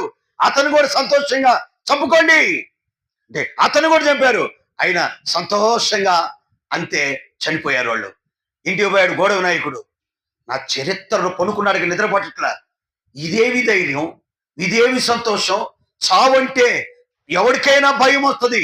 ఆ ముఖాలేంటి, ఆ కథ ఏంటి, అసలు ఏంది ఆనందం? ఆ పిల్లలేంటి, ఆ భార్య ఏంటి, ఆ కథ ఏంటి? ఒకడు ఏమాత్రం వెనకం చేయట్లేదు. ఏంటి దేవుని యొక్క శక్తి అని రాత్రి నిద్రపట్టక భయంతో, ఇంత కారణం ఆ దేవుడేనా ఇంత గొప్పవాడని ఆ గోడెం నాయకుడే ప్రభు నమ్మాడు. ఆ గోడెం ప్రభు నమ్ముకున్నాడు. ఎందుకో బలి అర్పణ చేత ఏమయ్యాడు? అతను దేవునితో ఏం చేసుకున్నాడు? దేవుడు ఆయనతోనే కాదు, ఈయన కూడా ఆయనతో. అమ్మడి చదువు ఒకసారి మరలా. చేత నాతో నిబంధన చేసుకొని నా భక్తులు అంటే ఈ భక్తుడు ఏం చేశాడు? నిబంధన. అయ్యా ప్రమాణం చేస్తున్నా, చావైనా రేవైనా, బ్రతికినా చచ్చినా నీకోసమే నేను. ఇది భక్తుడు అంటే, ఇది త్యాగం. భక్తుడి యొక్క లక్షణం ఎంత ప్రాముఖ్యమైంది. ఇలాంటి భక్తుడే ఎక్కడ కనపడతాడు? ఆయన యందు ఇంకా భక్తుడి యొక్క 4 లక్షణాలు ఉన్నాయి, కానీ అవి వదిలేసి నెక్స్ట్ 3వ భాగంలోకి వద్దాం. సబ్జెక్ట్ ని ముగించడం కష్టమవుతుంది. రండి, ఫిలిప్పీలకు రాసిన పత్రికలకు రండి. ఇక 2 విషయాలు చెప్పా. ఆయన నగపడాలంటే మొదటిది నీతిమంతుడు, రెండవది భక్తుడు, మూడోది రండి ప్రార్థించేవాడే భక్తుడు. ఇంకా ఉన్నాయి కొన్ని లక్షణాలు ఉన్నాయి, ఇవన్నీ కష్టమవుతుంది, అందుకని చూపించట్లేదు. దయచేసి తర్వాత 3వ మాట చూద్దాం. రండి 13వ వచనం, ఫిలిప్పీలకు రాసిన పత్రిక 3వ అధ్యాయం 13. సహోదరులారా, నేను ఇదివరకే పట్టుకొని ఉన్నానని తలంచుకొనిను, అయితే ఒకటి చేయుచున్నాను, ఎనకొన్నవి మరిచి. అది ఎవరంట ఆయన అగుపడేది? ఎనకున్న వాటిని ఏం చేయాలి? మరిచిపో, ముందున్న దానికోసం ఎగిరిపడు. ఇలాంటి క్రైస్తవుడు, ఇలాంటి విశ్వాసే ఆయన యందు రేపు అగపడేది. ఎనకున్న వాటిని మరిచి. ఈ ఎనక అనే పదానికి ఏం చెప్పదు సార్? ఎనకున్నవి లేక పూర్వం, పాతవి గతములోయి, ఇవన్నీ కూడా లేక ప్రాచీన స్వభావం.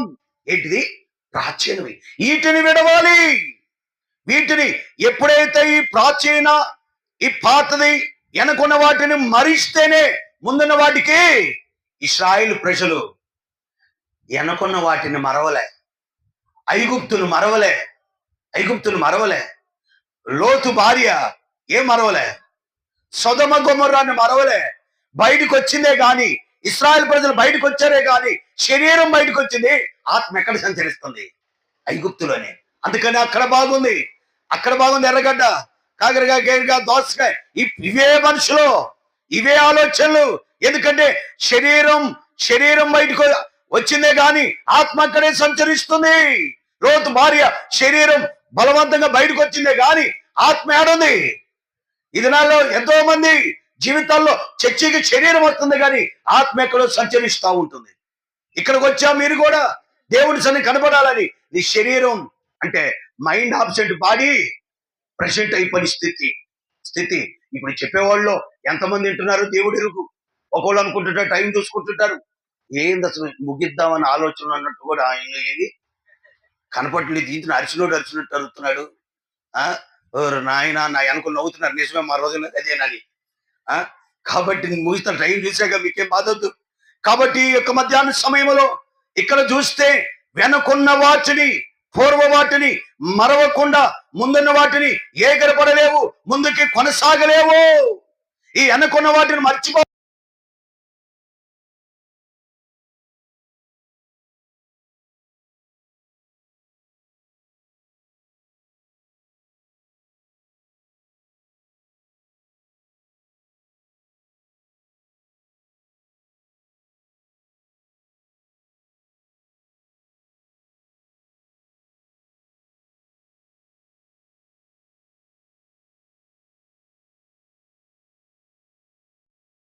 పని అది ముఖ్యం గాని దైవజనుడి వైపు కాదు మనం చూడాల్సింది.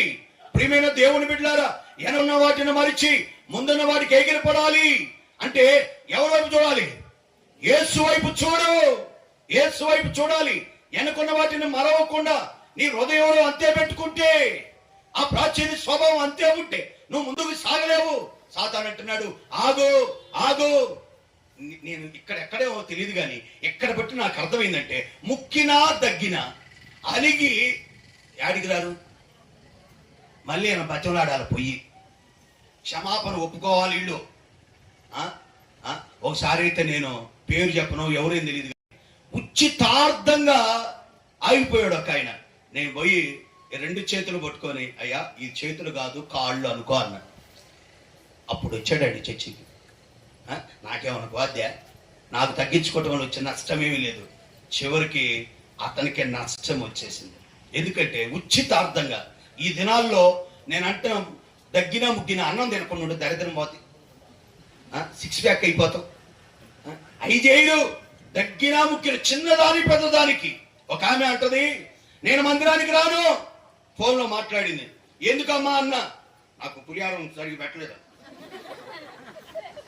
కథ కాదు, పులిహారం పెట్టేది ఏందక్క అంటే, వడ్డించావా, నాకు కొద్ది పులిహారం పెట్టు అంటే అంది వినలేదండి. ఏమన్నా ఏమమ్మా పెట్టబోయేవంటే అన్న వినలేదన్నా, నేను వినలేదు, పిలిచినా కూడా వినలేదు, నేను రాను, చర్చికి రాను.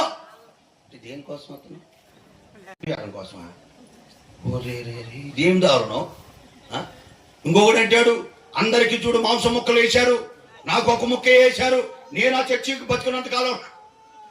ఏం ముక్క కోసమా, పులిహారం కోసమా, ఏం సాంబార్ కోసమా? ఇంకొక ఆయన సాంబార్ నాకు అందరికి పోయించారు, ఇళ్ళకి నా జగ్గుకు పోయలేదు. ఏ పానకమా? ఈ పానకమని ఏంది భక్తి? ఎన్ని జరిగినాయే వ్యర్థమై ఒక్క పూట కూటి కోసం జ్యేష్ఠత్వం అమ్ముకున్న జీవితం, ప్రతి దానికి అలుగుడే, ముఖ అనినాలుగుడే. ఏంటంటే ఎదగని జీవితం, ఎనుకున్న వాటిని మరవలే, ఆ ఐగుప్తును మరవలే, సొదమును మరవలే, లోకాన్ని మరవలే, ప్రాచీన స్వభావం మరవలే. అందుకని ఇంకొకటి మనం చూసి రావట్లే. ఒకసారి అంట జరిగిన సంఘటన చెప్తా. రాజమండ్రి నుంచి అనకాపల్లికి వెళ్ళాలి. రాజమండ్రిలో పేపర్ మిల్లో పనిచేస్తాడు. సంఘటన కథ కాదు ఇది. పేపర్ మిల్లో ఉద్యోగం చేస్తాడు అతడు. సాయంకాలానికి డైలీ సర్వీస్ వెళ్తాడు. అయితే చీకటి పడి వర్షం, మబ్బు బట్టి వర్షం పడతా ఉంది, వర్షాకాలం. ఈ బస్సులు లేవు, అడవుల్లో ఏదో ఒకటి ఎక్కుదామని లారీ నాపాడు. పాపం డ్యూటీ అయిపోయి ఇంటికి వెళ్ళాలి. 2 రోజులు చేశాడు, మరి 1 రోజు చేశాడు, నాకు పూర్తిగా మొత్తానికి. ఆ లారీ ఆపమాడు. లారీ ఆయన అన్నాడు, వెనకయ్య క్యాబిన్ లో ఖాళీ లేదు, వెనక కూర్చోమన్నాడు. నేను అంటే వెనకెక్కాడు. అయితే వెనకెక్కాడు కానీ ఎవరు లేదు. ఒక వెనకేదో లైట్ పడగానే దాంట్లో ఏం కనిపిందంటే సమాధి పెట్టి ఉందంట. అమ్మా, ఈ అమ్మాయి ఇది పురుగులు తిరుగుతుంటది, అమ్మాయి ఎక్కడ సమాధి పెట్టి దగ్గర తీసుకోవట్లేదు. అయితే ఆ సమాధి పెట్టి దాంట్లో ఉందట. అతను ఉంటే ఏమైంది అనుకున్నాడు. ఈ లోపల జల్లు వర్షం పడుతుందట. ఇతడు ధైర్యంగా అల్లోడు పెట్టి మూత తీశాడు. ఏంటో కొనుక్కోడు, దాంట్లో కొనుక్కు వాళ్ళు ఎంత ధైర్యం చూడు. మూత పెట్టేసుకున్నాడు, పడుకున్నాడు, అలిసిపోయాడు, మంచిగా నిద్ర పెట్టాడు, గొడకబెట్టి తీసి పారేసాడు, నిద్రపోయాడు. ఈ లోపల ఇంకొకడు వచ్చాడు, అడావుడిగా వాడు ఆపాడు. ఆపి వెనక బాగున్నాడు, ఈవిడ వెనక ఎక్కాడు. ఈవిడు పిరికోడు. ఈవిడ నీడని చూసే భయపడే రకం. సరే ఎక్కి ఉండేది దీంట్లో వాళ్ళకేం తెలుసు, ఈయన పనుకున్నాడు, వీడు తెలియదు. చూస్తే లైట్ ఒకటి వెనక నుంచి బండికి సమాధి పెట్టి చూసాడు. పుట్టి పెట్టి విశ్వాసులు కూడా ఏదన్నా సమాధి వస్తుంటే వెనకపోయే రకాలు కూడా ఉంటారు. లోకం వాళ్ళు ఏదన్నా సమాధి ఒక మనిషిని తీసుకొని పోతుంటే బండి ఎదురొచ్చిన వాళ్ళు కూడా వామ్మో ఏమొచ్చింది భయపడేవాళ్ళు లేరా? విశ్వాసులు భయపడే అసలు విశ్వాసులు కాదు. ఏముంది, రేపు మనం కూడా అంటే మోసపోయేది. అయితే ఇతడు ఏం చేశాడంటే ఇక గుండెలు చల్లుమని వాడిని బాదుతున్నాడు. ఒరే నాయన తలుపు తెరే ఆపురానే దిగుతానని. వాడికి అసలు వాడు లోపల సౌండ్ ఇది పెట్టుకున్నాడు, ఏది టేప్ రికార్డ్ పెట్టాడు. వాడికి డీజే మోగెత్తున్నాడు. ఎవడు డ్రైవర్. ఇట్లా చల్లు వర్షం పడుతుంది, గాలి. ఈయన అనుకున్నాడు నేను చచ్చిపోతాను అనుకుంటా, ఈ కర్మ జోలికి ఎక్కానని టెన్షన్ పడుతున్నాడు. ఈ లోపల వర్షం ఆగిపోయింది, కొడుతున్న వాడు ఆపట్లేదు. ఈ లోపల ఈ బాగా తెలుసు మీకు, ఈ మూత తీసి నిద్రపోయింది. వర్షం తగ్గిందో లేదని కొద్దిగా తీసి, సహోదరా వర్షం తగ్గిందా అన్నాడు. వామ్మో, పెట్టే అనుకుంటే పెట్టి కాదు, పెట్టులో దెయ్యం. వాడు దెయ్యమా? ఇప్పుడు దాకా ఆఫీసులో పనిచేసి వచ్చింది దెయ్యం. ఆడు మామూలుగా అనగానే వీడు లేగిసి వామ్మో లేచి అవతల దూకేశాడు. లారీ మేంచి అవతల దూకాడు. తోటి అవతల నుంచి ఇంకో లారీ వచ్చి తొక్కేసింది. కథ కాదండి ఇది, చచ్చిపోయాడు.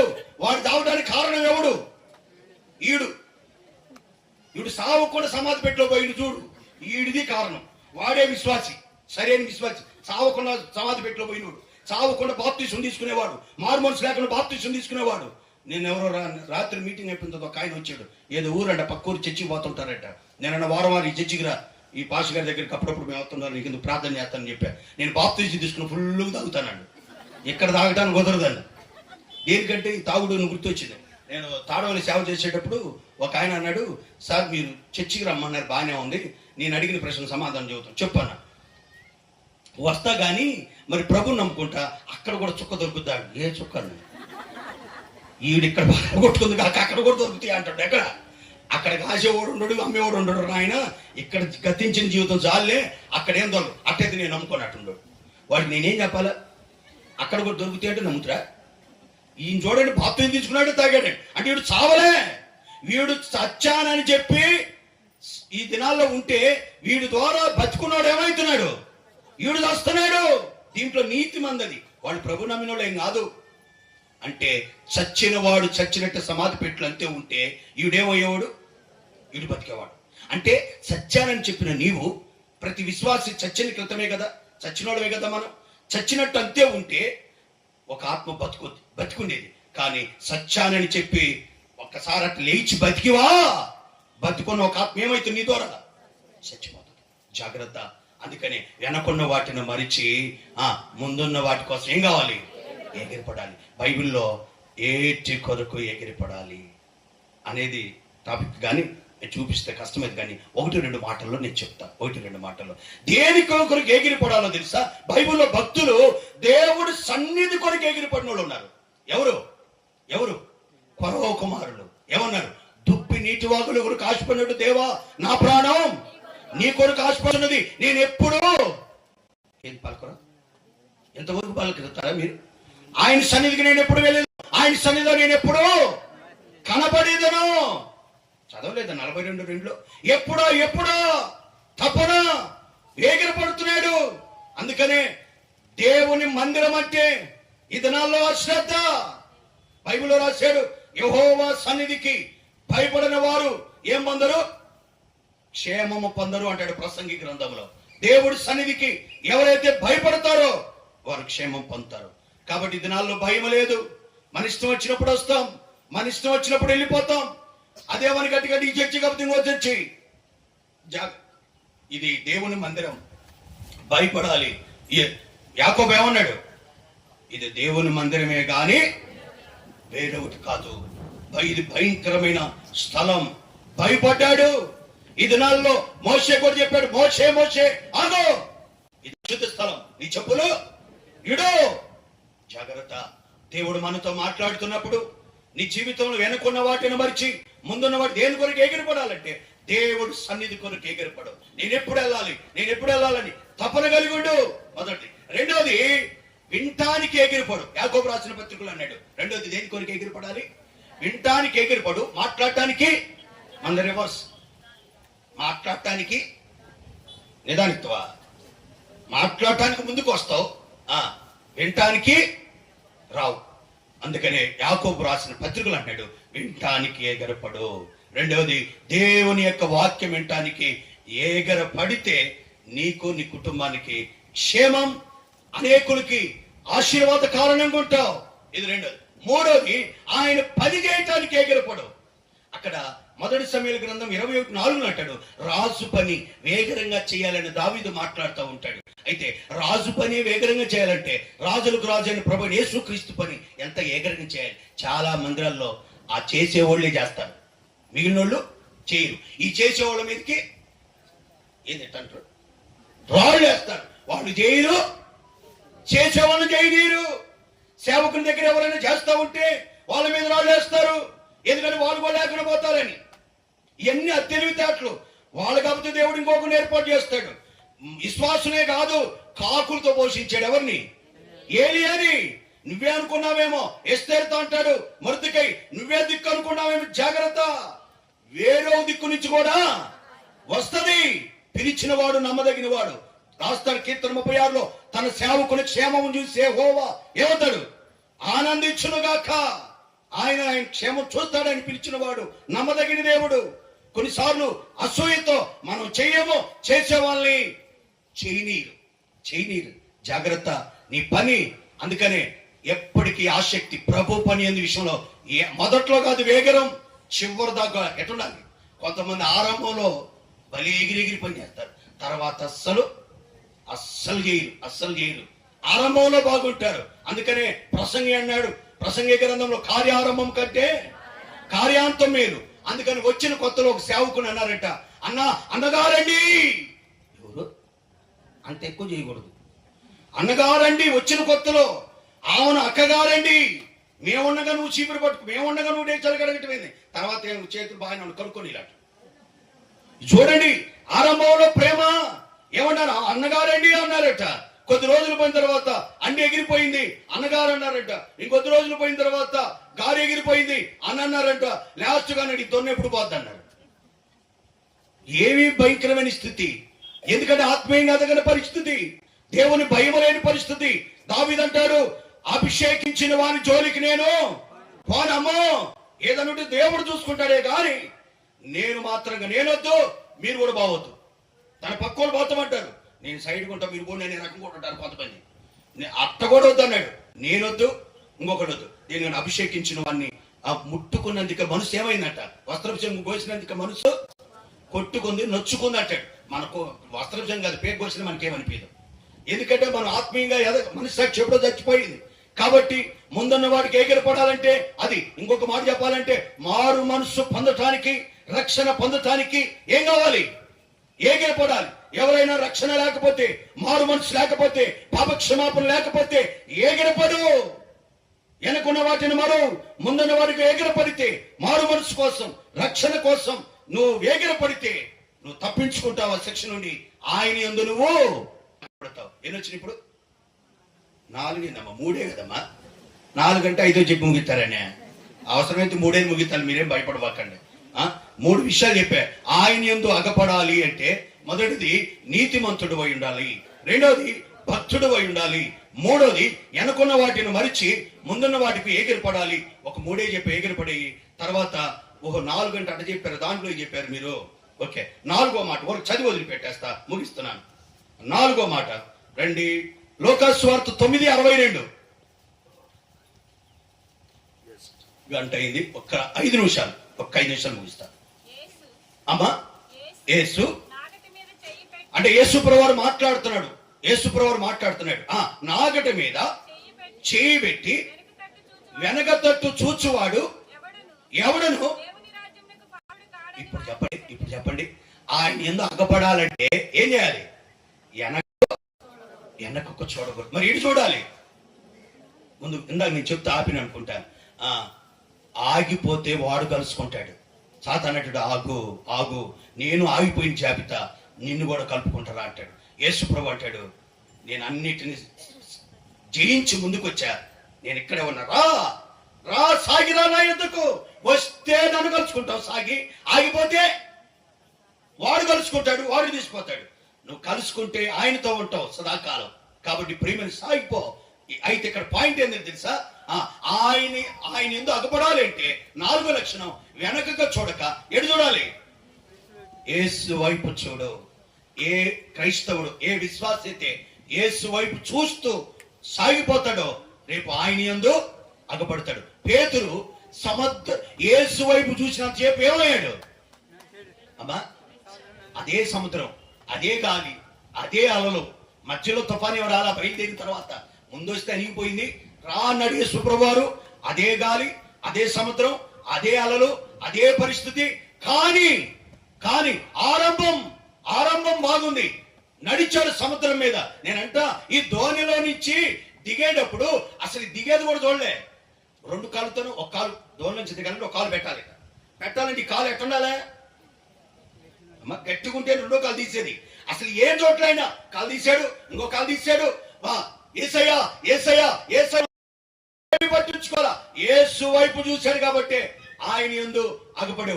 అయితే చూస్తా పోతా కొంతకాలం, కొంత దూరం ప్రయాణం అయిన తర్వాత అటు ఇటు చూసి ఉన్నవేందప్పుడు అటు ఇటు చూడటం కాదు, అక్కడ గాలిని చూసి అన్నాడు. కానీ ఈ గాలి అంటే కూడా అక్కడ ఉన్నది రైటే, నేను తప్పట్లేదు. నేను అనుకుంటా తన్ను తాను చూసుకున్నాడు. ఇది పతనానికి నాంది. ఇది పతనానికి నాంది. ఏంటో తెలుసా, నేను కూడా ఎవరిలాగా మందిరానికి ఆరంభం వచ్చేటప్పుడు బాగానే ఉంటారు దేవుని బిడ్డలు. కొద్ది కాలం అయితే చాలు, పాస్టర్ గారి కంటే కూడా నేనే గురువు, శిష్యుడు ఎప్పుడు గురువు కంటే మించడం ప్రభు చెప్పాడు. కానీ మా సేవకుడు వాక్యమీయుడు, ఆయన చెప్పడం చేత కాదు మాకీయుడు. ఎవరికంటే కొద్దిగా చాలు, నన్ను పాటలకు పిలవలేదు, నన్ను వాక్యానికి పిలవలేదు, నన్ను అది ఏది ఇదేది, నేనే ఎక్కువ. ఇతను కూడా అనుకున్నాడు నేను కూడా అదే పతనానికి అపవాది సాతాను పతనాన్ని కూడా అదేనంది. ఈ దినాల్లో కూడా సంఘం నష్టపడడానికి కారణం నేను కూడా ఎవరితో పోల్చుకుంటున్నావు? యేసయ్యతో పోల్చుకొని నేను కూడా ఆయనలో నడుస్తున్నా. నిజమే, ప్రపంచం మొత్తంలో సముద్రం మీద నడిచినవాడు ఇద్దరే, ఒకరు యేసు ప్రభువారు, రెండు పేతురే. పేతురు ఎందుకు నడిచాడంటే యేసు వైపు చూశాడు. అయితే గాలిని చూడడం తప్పండిలే, గాలిని చూశాడు. కానీ పరిస్థితులు సమస్య అంటే అటో ఇటో మనుషులు కులమో మతమో లేకపోతే అనారోగ్యమో ఇబ్బందులు ఇరుకులో సమస్యలు ఎన్ని చూసి మునిగిపోతాడు. ఎందుకంటే యేసు వైపు చూడట్లేదు. కారణం తాను కూడా చూసుకోకూడదు. మునిగిపోవడానికి కారణం అదే. అందుకనే యేసు వైపు చూస్తే ఆయన దగ్గపడతావు. ఇది 4. లాస్ట్ మాట ప్రార్థన చేస్తారు. మత్తయి సువార్త 25:10 చాలు. ఇంకా ప్రార్థించే వాళ్ళు ముందుకు రావచ్చు. మత్తయి సువార్త 25:10 వారు అమ్మా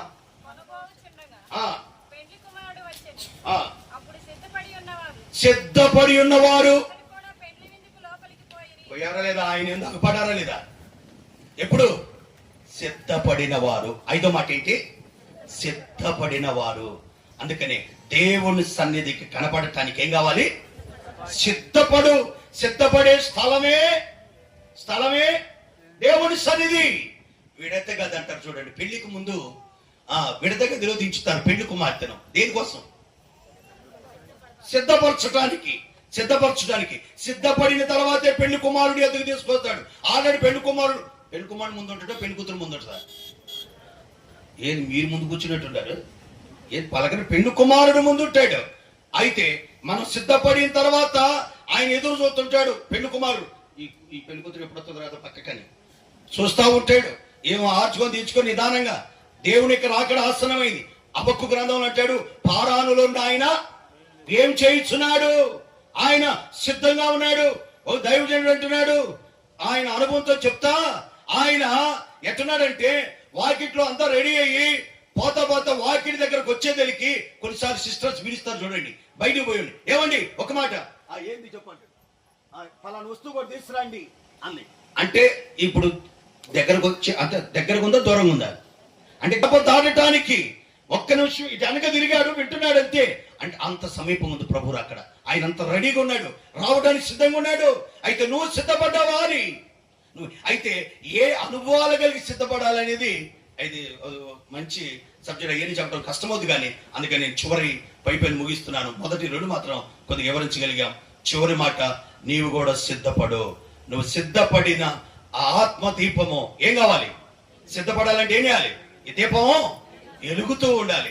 ఇది వెలిగించబడే స్థలమే దేవుడి సన్నిధి. లేవికాండం 24వ అధ్యాయం తీయొద్దు కానీ ప్రతి దినము ఈ దీపము నిత్యము ఎలుగుతూ ఉండాలి. దాని కొరకు ఏం కావాలి?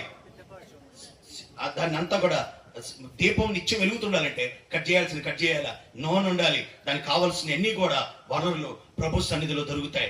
కాబట్టి ఆ విధంగా నీ ఆత్మ దీపం ఆరిపోయిందేమో, ఒకవేళ నీ దీపం ఇంకా మినుకు అంటుందేమో, లేదా ఎలుగుతుందా లేదో, అప్పుడు ఎలుగుతా ఉంటే నువ్వు సిద్ధపడినట్టు నువ్వు ధైర్యంగా ఆయన యందు ఏమవుతావు? రేపు అగపడతావు. నేను 5 విషయాలు పైపైన మీ గమనాన్ని తీసుకొచ్చాను. మొదటిది నీతిమంతులు, రెండోది భక్తులు, ఆయన యందు అగపడాలి. మూడోది వెనకున్న మరిచి ముందున్న కూడా ఎగిరిపడేవాడు. నాలుగోది యేసు వైపు చూచొచ్చు, అంటే వెనకకు తిరగొద్దు. కష్టం వచ్చినా బాధ వచ్చినా నూతన యెరూషలేము ప్రార్థనా మందిరం విశ్వాసులారా, ఏ పరిస్థితి వచ్చినా దేవుడు మందిరానికి వెనక దిగబాకు. నాగడి మీద చేపెట్టావు, కష్టమో బాధో శ్రమో ఇబ్బందో ఇరుకో అనారోగ్యం ఉపద్రవమో ఏదైనా సరే యేసు వైపు చూసుకొని అవమానం వచ్చినా నిందలు వచ్చినా సాగిపో. సేవకుని వైపు చూడబాకు, విశ్వాసం చూడబాకు, పెద్దను చూడబాకు, ఎవరిని చూడబాకు, ఎవరిని కాదు యేసు వైపు చూసి ముందుకెళ్ళిపో. రేపు ఆయన దాకపడతావు. ఆ అక్క ఈ అక్క అన్న వీళ్ళెవరు నిన్ను తీసుకుపోరో రాజ్యానికి ఎవరి వైపు చూడబాకు. మనిషి బలహీనుడు, ఏదో ఒక లోపం ఉండొచ్చు, లోపం చూడబాకు, మంచిని చూడు. ఇది 4వది. 5వది ఏంటి? సిద్ధపడు. నీ ఆత్మదీపం సిద్ధంగా ఎలుగుతుందా? ఎలిగినట్టుగా ఉందా? మినుకు అంటుందా? నిజంగా ఎలుగుతా ఉంటే నీవు సిద్ధంగా ఉంటానట్టు లెక్క. అప్పుడు నువ్వు ఆయన్ని ఎదుర్కొంటావు.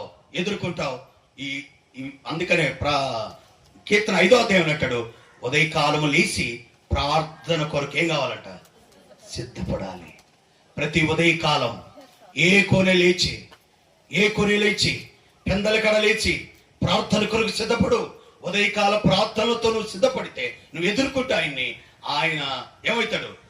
ఆయన నిన్ను ఆశీర్వాదాలతో నిన్ను ఏమవుతాడు? ఆయన నిన్ను ఎదుర్కొంటాడు. కాబట్టి ఆ విధంగా ప్రార్థనతో నువ్వు ఆరంభించు. స్తుతి ప్రార్థనతో సిద్ధపడి నీ ఆత్మదీపం వెలుగుతూ ఉంటే చక్కగా ఆయన నందు నువ్వు అర్పడతావు. చాలు.